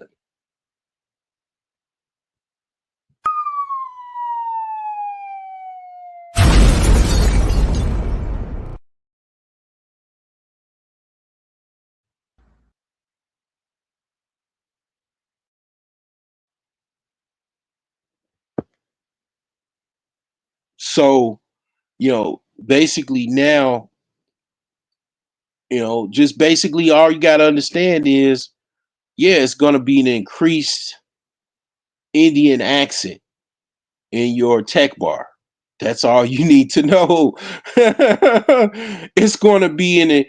So basically, the tech bros, the elite high level assholes, right? That I'm part of them. Occasionally I go to their panel, and then I expound upon, my, I bring my assholeness to, pause. I gotta pause on that, but I bring my prickish ways to other people's Pause. platforms, and I tell them about this self. I use my Socrates, my Soctarian ideology, and sparse out their, you know,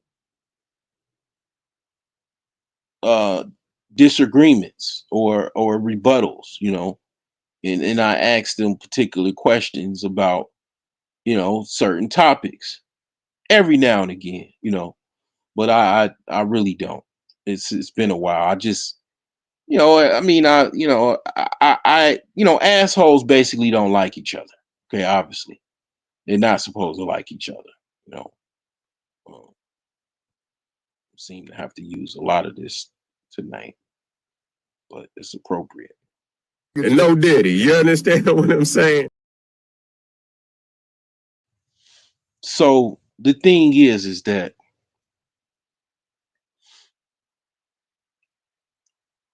these guys didn't say much about the low skill guys taking the jobs, taking the Walmart jobs, the gas station jobs, McDonald's, taking the teenagers. Teenagers don't even got in the jobs. They gotta compete with a middle-aged immigrant from Guatemala.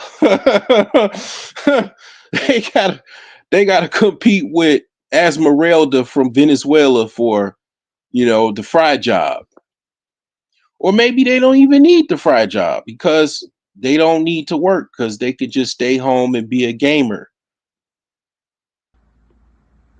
Huh?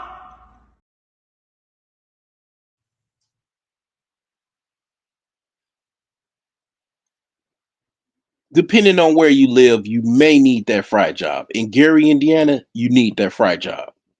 But what if Esmeralda has the fry job? She's on burgers. You need that job. That job is everything to you living in a row house in Gary, Indiana. You need that job to get out of the row house in Gary, Indiana, or at least be fly living in the row house in Gary, Indiana. Whatever the case may be, you need that job, right? You need that job. So if you live in upper middle class suburbia, you may not need that fry job. Esmeralda, you know, she got her whole family working up in there, you know, and they all on fries, and the fries are fresh and they come out fast and crisp and hot.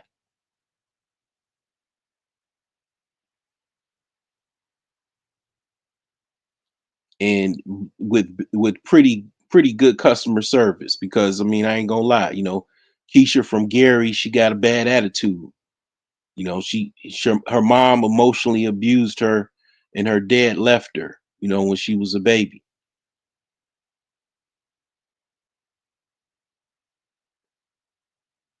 So, that equals a lot of times bad customer service. So the thing is, um, it's a thing where the, quote unquote tech bros didn't really say much about. We're not worried about that shit because we don't have to compete with the fry guys. The fry guys are not like, most of them are not gonna listen to guys that's talking about getting the tech and selling the course and all of that.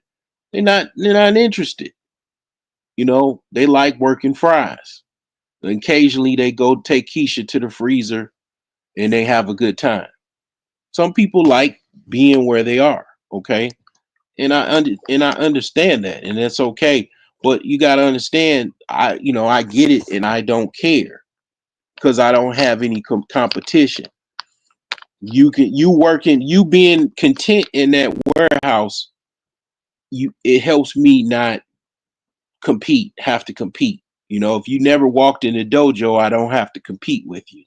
But the second you walk in my dojo, I now have to whoop your ass or attempt to. No, I'm joking, but I'm not joking, but I'm joking, not joking. If you walked in my dojo, I definitely technically would. I mean, because that's kind of how that works. We not necessarily whooping each other's ass. We just sparring, it's just sparring. But the thing is yeah, um, it gets intense in those sparring matches though. Okay. It's full contact. Maybe you might wear headgear, depends on how crazy the sensei is that day. But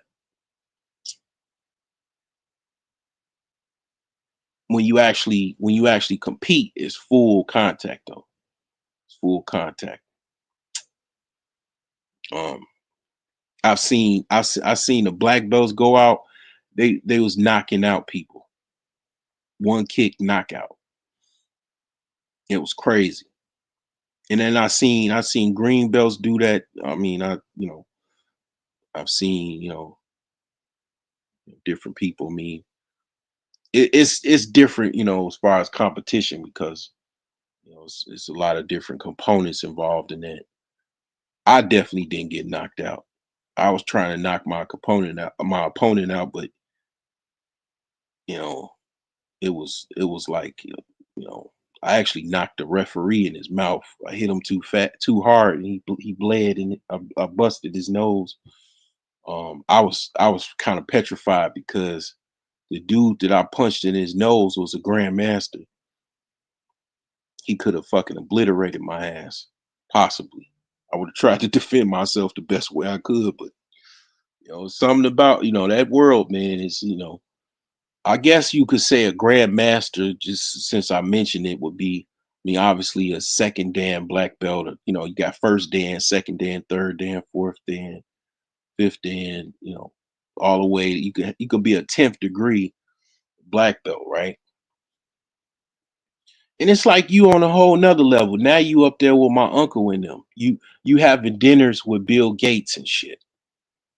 You know, you don't take nothing less than close to $200,000 with a corporate card in business class, you know,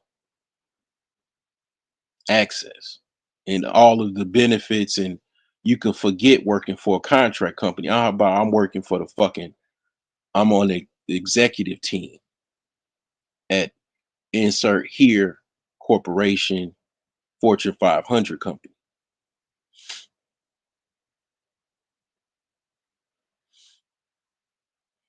What level what do you think $1 billion, $100 billion giving someone that type of level? What level do you think?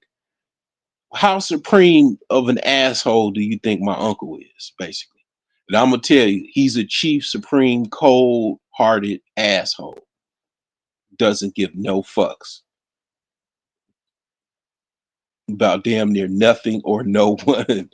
I mean, it definitely, life will do that to you, but and it's like it's a lot of other stuff, because it's my other uncle, worked in IT since the 80s. Well, yeah, the 80s and shit. But um,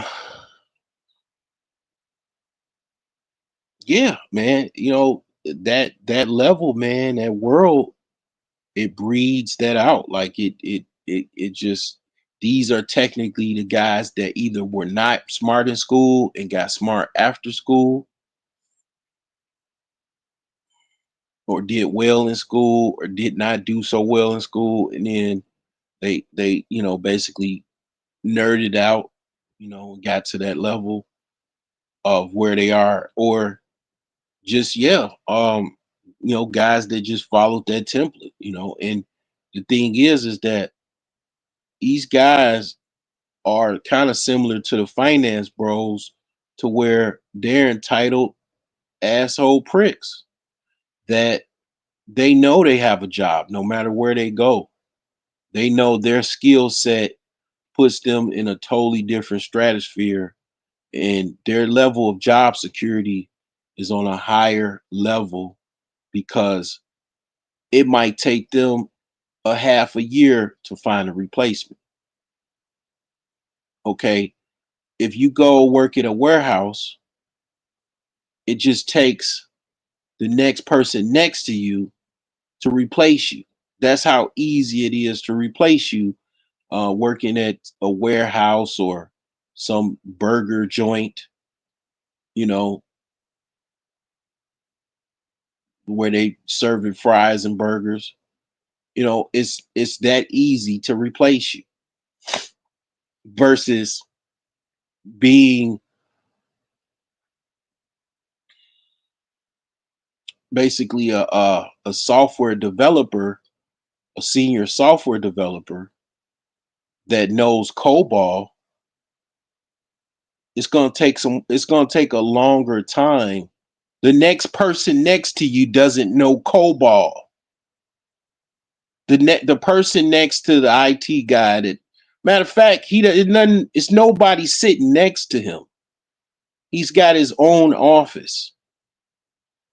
And in order to reach him, you gotta go to his office and knock on the door or send him a message. Or how about he works remote? You ain't gonna see him. You never saw him. He's a ghost. He's that good. Or, he comes in, he works hybrid, you gotta catch him on Wednesday or, or Friday or Monday and Wednesday. After Wednesday, you can forget about it. You gotta wait. You gotta wait till next week. Gotta wait till next Monday. These guys are not easily replaceable, right? So job security is not an issue. Well, what if it's more people to replace you?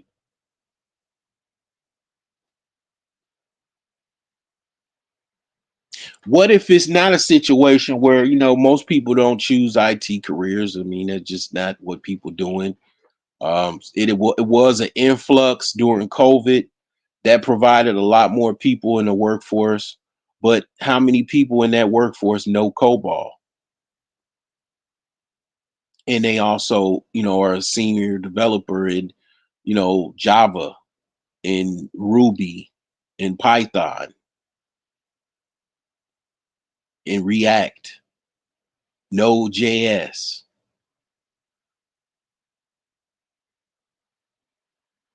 Not too many people. COBOL is an old language. It's an old machine. Basically, like it's just an old operating system language from like the 80s and 90s. It was phased out pretty much in the late 90s, early 2000s. But some companies still use those machines and they run COBOL. And if they need to troubleshoot them, they need somebody that knows COBOL. It's that simple. And how many people know COBOL? Not that many, but well, people in India know COBOL. It's people that old enough that they was, you know, older in the 90s and they actually worked on COBOL, and they still work as an IT professional and they know COBOL. And it's a billion people. Not saying a billion people know COBOL, but it's out of them billions of people. And then you got people outside of India. It's a lot more people that know COBOL in that scenario. Are you hearing what I'm putting down?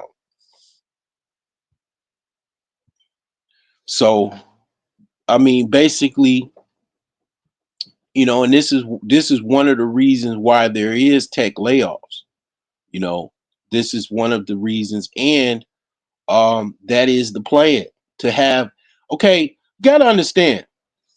It's going back to the rap industry. Black people predominantly, um, you know, pretty much involved in rap, right?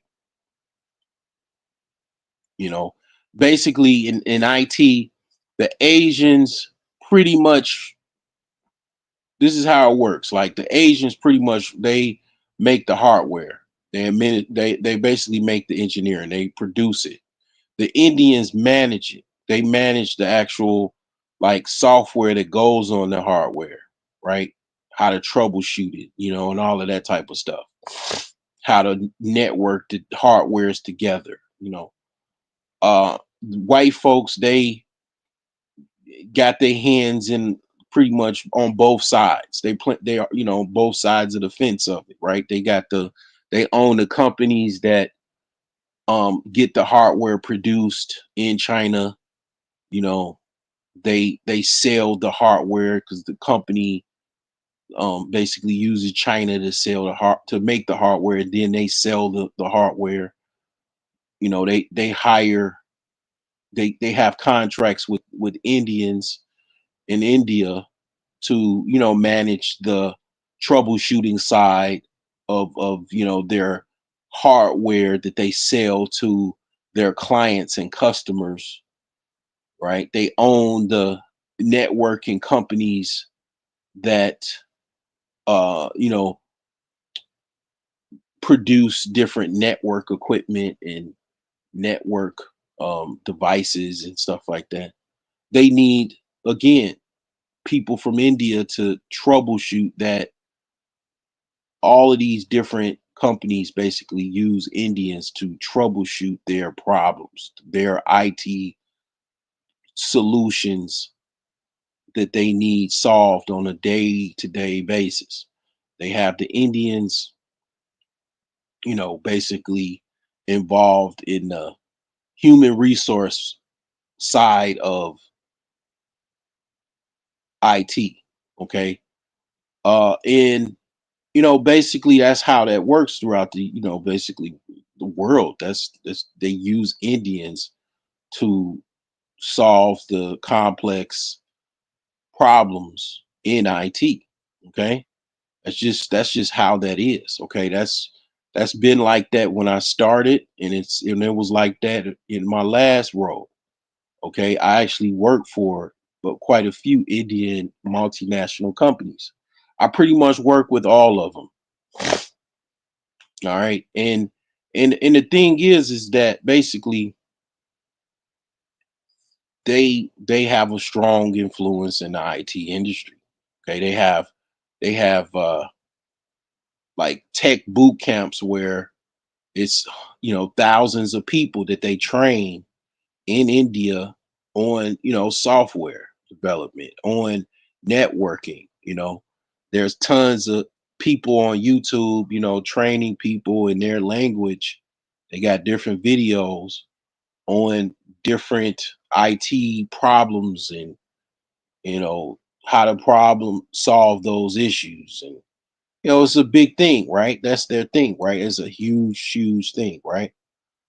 And it's black people in tech. Okay, it's Africans, is black people, African Americans in tech, right? Not that many. Okay, not that many. Okay, it's I will say that world is, far as like people in tech that's black, not that much. Very, very few, far in between. Okay. It has been a upward push. Like I say, I've noticed an upward push as far as post, let's just say COVID, it was a big kind of movement, right? Um, and the thing is that's good, but the thing is that all of these guys had the same job security, and it was no threat to that job security, because the whole thing is, okay, Indians are used for anything that can be done remote. They use Indians in India to deal with those things, to deal with those issues that, 100 plus million, damn near a billion as far as population, you know, that basically group, because you got women that work in IT that's Indian as well. You got the Indian women and men in IT, right? So most remote problems, they solve them in India.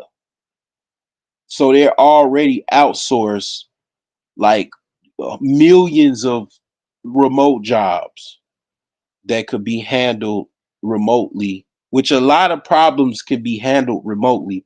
You don't understand how many companies use India to handle all of the possible issues that can be handled remotely, from you calling a company and asking for tech support at 8 o'clock at night on a Friday. There is no people in America solving that problem. That problem is being solved by someone, most likely either in the Philippines or India somewhere, you know, or Pakistan or Bangladesh. Someone with the Indian accent most likely is going to pick up, go to the other side of that phone when you click troubleshooting. That's all you need to know. Now, you already knew that though. But the thing is that the problem was, okay, we like these workers. How can we get them to America? Because it's a lot of solutions that cannot be resolved via remote support. Well, I always thought, you know, yeah, and I've heard even other people, quote unquote, tech bros mention this. They can't do this in India. They can't, like, for example, my job, at Diageo, working as a tech bar, guy. I replaced an Indian that was basically his visa expired. He ended up going to Canada and getting citizenship in Canada, but him being actually up for visa status expiration allowed me to get that role. I would not been able to even get that job, making the money, getting all of free liquor and all of that stuff that I got, all the money that I got working at that company, that I work for that makes liquor, right? For those years that I worked there, I wouldn't have been able to probably even buy my house. It was a lot of butterfly effects that could have happened if I didn't have that opportunity. Fortunately for me, I already worked some projects before I, you know, worked there. They knew me and it was a referral thing. And boom, I was able to transition and finesse my way to that job because that's how I had to finesse my way into that job. I didn't get that. It was no job board. It was no like LinkedIn job posting. That job was basically like you had to be in the know and you had to like basically how I got that job. I'm gonna just give you a synopsis, right? How I got that opportunity is partly due to like basically what I'm trying to sell you as far as the course on the IT support course. You would have that opportunity, you would have that knowledge of the different accesses and different ways you could look for jobs and actually get into IT. Like when I say I can get you into IT, like right now, I'm not even trying to sell you on that. I'm not lying to you. I actually can get you in. Like only thing that's holding you up is because you don't like me in $100. And it's like, yeah, like again, like people in America that's stubborn, or because I'm not popular enough, you don't want to buy the course. I don't care. I already work in IT. I'm already been in the industry, and it's times where I'm working, and it's times that I'm not. And it's also times where I'm trying to build my own business, my businesses myself. But the thing is this: it was, a situation where they were already in India. They weren't, basically trying to take my job. They weren't trying to take my job, but they did bring in some people. Like the guy that basically I took his role, he was not a software developer. He was not a network, engineer. He wasn't a database analyst. He was a tech support, basically employee, basically. Like just, and it's like those guys normally weren't the ones taking the jobs in America. It was mainly like software developers, like high skilled IT roles, not software developers, network engineers, you know, data learning scientists, machine learning type stuff, like high level skill set roles. Normally that's who they got Indians through H-1B visas. And I didn't know until I was working at that job that they was getting actual techs as well. And that's the thing, they are. And basically what it's looking like, what they're trying to tell you, that they brought other people to replace, they brought more people to increase that replacement. And that's what's going on. I mean, that's the synopsis. I mean, I know that was like 2 hours of basically delivery, but that's what happened. You know, they have they're increasing the replacements, and the IT guys are pissed off about it. They're saying something now. Well, you weren't saying nothing when they was bringing all of you. Very few of you were saying anything when they was bringing all of these immigrants with over the border. You know, You weren't saying anything then. And then if you notice, that's why they was bringing in Asians and Indians, right? People, they play the videos, and they're like, where you from? India, China. Because those are the freaking those are the tech guys that they were bringing in. You know, what I'm saying? They're bringing them in via different routes to have the same result, and it's like, yeah, that's why, when I remember when I came back from the DR, I started seeing a lot of Indians on the train, late at night and stuff. And I'm like, I never really saw that many Indians. I never saw them like on a train like that, and it's like that's where all of this is coming from. They're announcing what is already going on, and it's been going on. And I've seen this in, like I say, in Chicago, I've seen an increased number of Indians, like everywhere pretty much. So, the thing is like, that's what he's saying. He's saying, I'm bringing my cousins and we're going to replace your jobs. Like, that's what he's saying, and, um, Elon, to a certain extent, he had it out with his employees and stuff. He probably has some issues with his employees, probably in the past or whatever. I don't really follow everything that Elon does. I don't really concern myself over Elon. Like, that's not my thing. Like, I don't get off on the shit Elon says. I mean, Elon obviously is South African.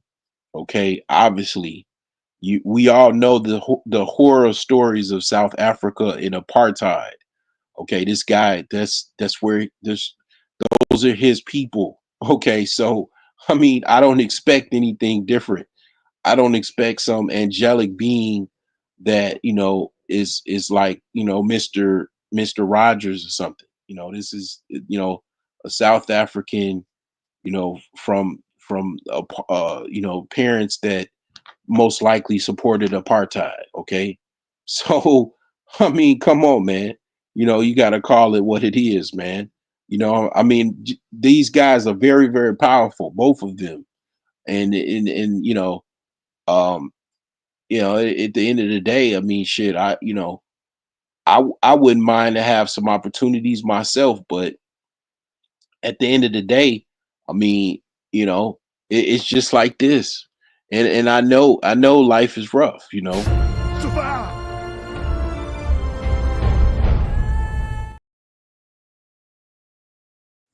and that's what um Elon Musk and Vivek Ramaswamy did to saying to the tech bros, you know, um, Survive.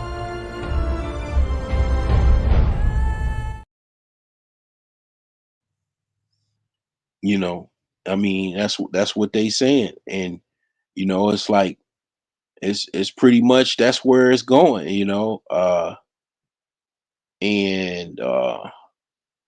know, it doesn't matter, if you can't pay your rent. Hey, Stu, your rent's due, motherfucker. And don't be pulling that falling down the stairs shit on me, you hear? Are you conscious? Shoot. Every month the same damn thing. To tell you the truth.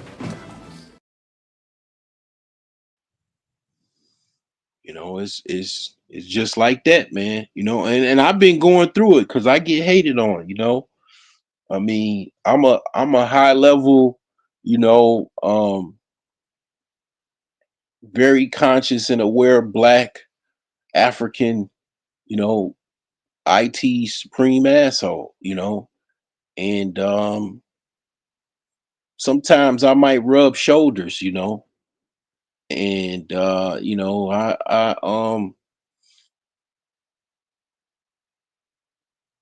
might have an expiration, man, and when I work in certain corporate environments, you know what I'm saying? So I know that a lot of contracts is only 1 year. They be like, okay, they already tell you, they like, okay, this contract is for 1 year.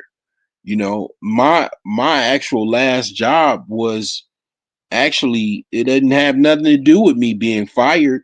It was actually just a contract changeover. The company I work for, they lost out their contract, you know, with another company. And I went with the other company that I work for. I mean, the company that I work for, and I struck out, and then that was it. It was nothing to do with me just being like, I mean, I was pretty cool at that time. I don't think I, you know, it you get, to be honest, like, people could just not like you for whatever reason. Like, you can kind of go out your way, and it's like, people still won't like you. Like, it's not nothing to do. Like, sometimes, like, people just don't like nobody. Like, it's some people that just, they like particular people. It's some people that they might like you. It's a wide variety of things. Like, it has nothing to do with, per se, you yourself. You know, it's just some people just, you know, they don't like you for whatever reason, you know. And the thing is that that wasn't that thing. Like, you know, it was a situation where the bad end of a contract. I mean, it happens. You know, one of the things about um, working for these, you know, managed service companies is that they what they are is just ultimately contract companies.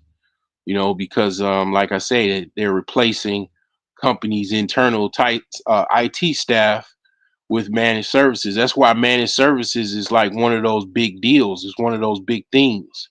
You know, if you're able to, like, you know, kind of package, start a company and basically create some type of managed service environment, or, you know, deliver that to a corporate environment, and you know how to do that, you can get multi-million dollar contracts, you know, because, you know how to assemble a team, and you have a high level understanding of managed services. You know, you can actually, you know, bring that to a company and just manage their, you know, internal IT. You know, and it's like, yeah, that's been going on for 20 years. So it's like, you know, basically that's kind of how that went. You know, and most of the companies are uh, contract companies that are managed service groups, or, you know, that, you know, basically, they manages a corporation's IT staff, basically IT needs, right? So yeah, I mean, that's just kind of how that works. I mean, as far as what's going on now, you know, I guess, in a sense, the chickens have come home to roost. You know, basically, in a nutshell, that's basically what happened. The chickens have come home to roost. Now the tech guys, they have competition. You know, they have, you know, people to compete with, basically.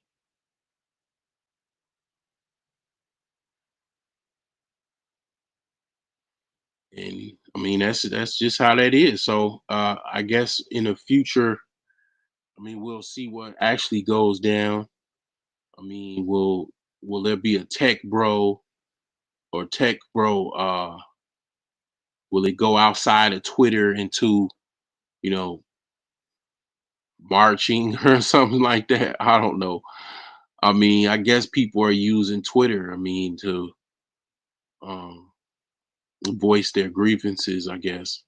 But this is kind of dangerous, to be honest, because you're dealing with smart individuals, all right? So,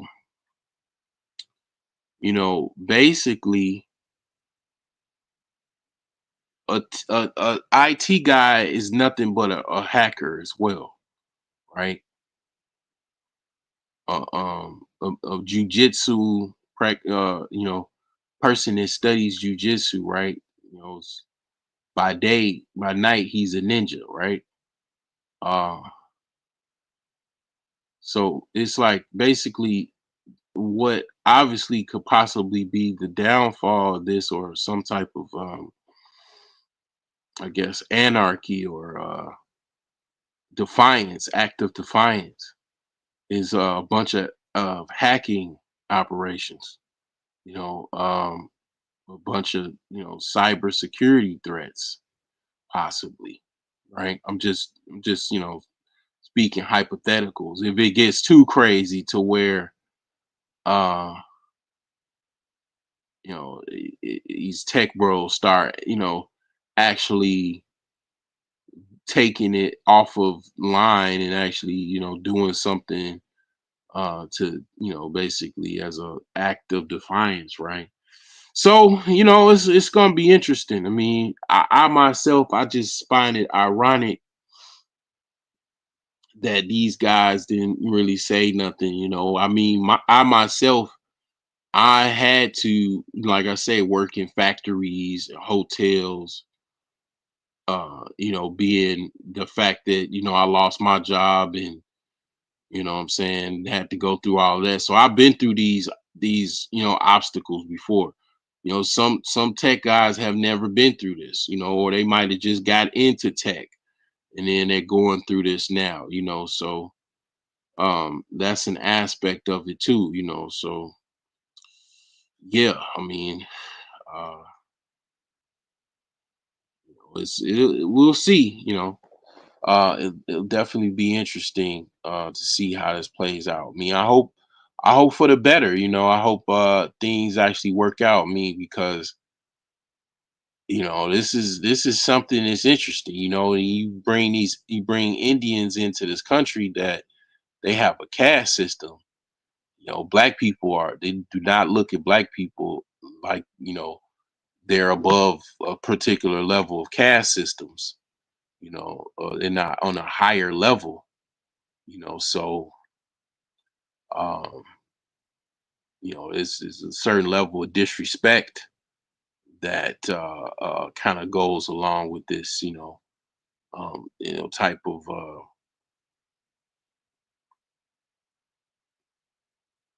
interchange. So and then you got just just, yeah, that aspect of it, right? So then kind of Indians kind of they kind of kiss white people's ass, but then also compete with white people. Um,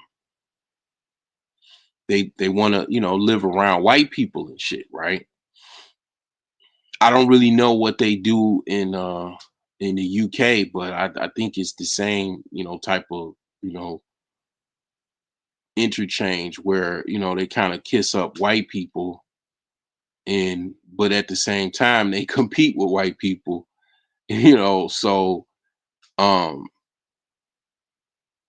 it's a kind of weird kind of, because they kind of they're competing, and of course white people don't like competition either. No nobody really like competition, right? So they have back and forth, where they have racial epithets that they get thrown at. Um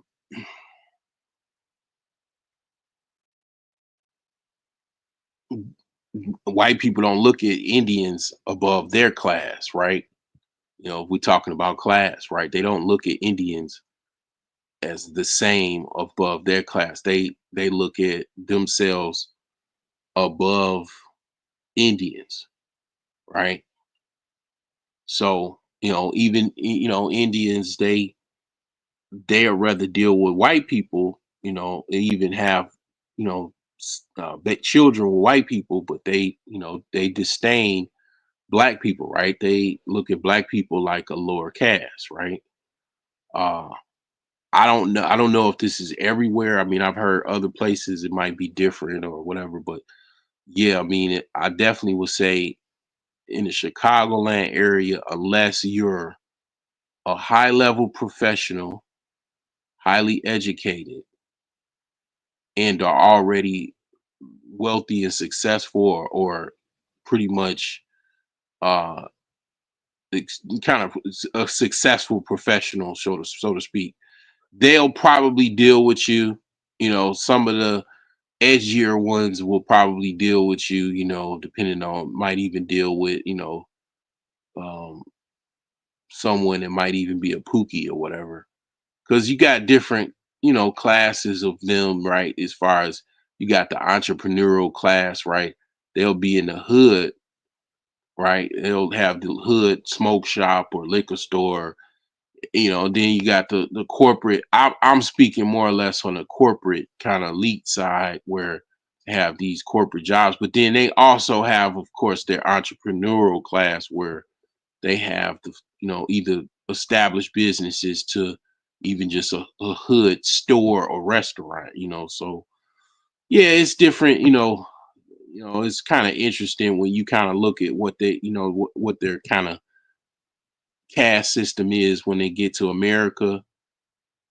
Is kind of similar. You know, you have the kind of office elites too, or the white collar elites, and then you have the, you know, more or less, I guess their blue collar is the, you know, entrepreneurial class, where they just have the gas stations and retail stores, and they're usually in kind of lower socioeconomic areas, you know, a lot of, you know, black neighborhoods, some of the most dangerous black neighborhoods. They have, you know, they have some type of store behind glass, but they make, you know, a decent amount of profit, you know. So it's a, you know, they have a different variance as far as their class, you know, or caste, how they relate to their caste in here in this country. And then you got the Pakistanis, right? The Pakistanis don't believe in the caste system like that, or at least they're not supposed to. They're supposed to follow the Prophet Muhammad, you know, peace be upon him, right? In you know, Islam, right? They don't, you know, they went, you know, kind of went to war with the Hindus in World War II, right? Separated and split off from the British and started Pakistan, right? So that was their act of the defiance, you know, of the caste system, you know, as well. They don't believe in the India caste system.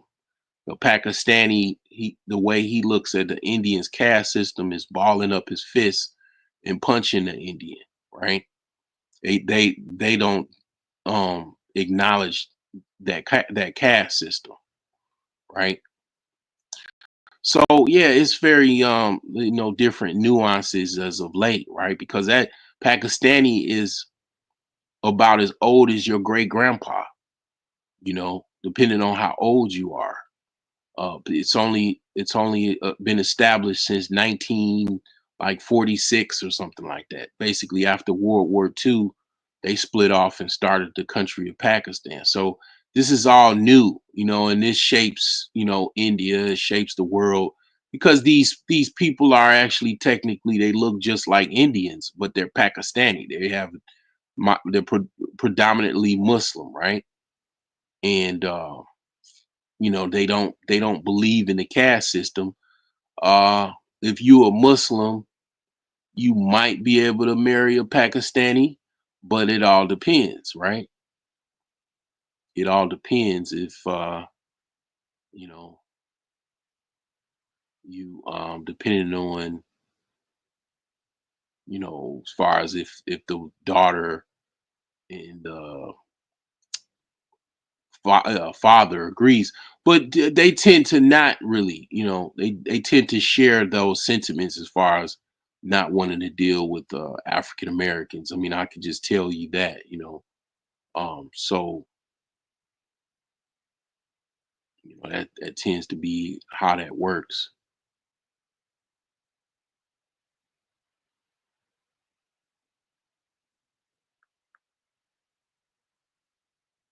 But yeah, I mean, you know, that's uh something, I guess, that we'll see.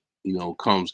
I mean, I'll just say, as far as what I can see, to just in closing, as far as what I expect from this administration, that basically they're gonna, obviously they have two Indians on possible. Looks like the cabinet. Okay, Vivek Ramaswamy in the FBI, possible FBI director. Um, it's gonna be very interesting because one of the things about Indians is, one of the things white people use Indians for is to deal with black people. Okay, they're like a buffer between dealing with like Africans and black people, right? White people use different groups like chess pieces. The white elites, they use these different. It's almost like I'll never forget. Charles Faulkner Jr. I mentioned my love of chess, but he likes to talk about the game, I believe, Risk, and it's kind of goes there, like it's a little bit more advanced when you play Risk, because I definitely play Risk, time or two in my life, right? It's a little bit more advanced, right?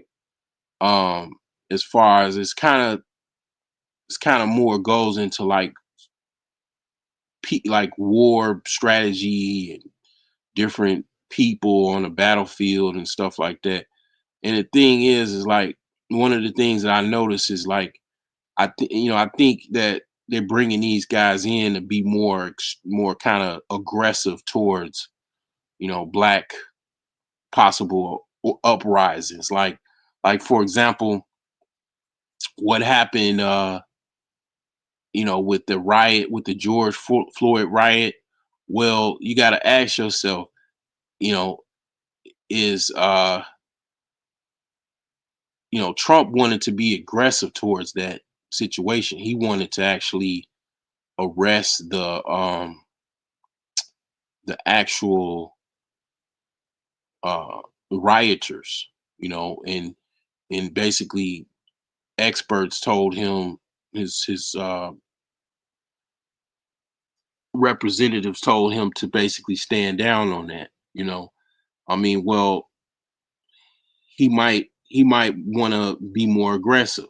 Okay, well, Indians tend to be more aggressive, I'll tell you that. They don't really care about a lot of different things. They have a certain reputation of whatever gets thrown under the bus. Whoever needs to get thrown under the bus, they just get thrown under the bus, just to basically take care of other people's interests, right? So I mean, knowing what I know, it's going to be very interesting. um can you survive that type of situation? Can you survive an aggressive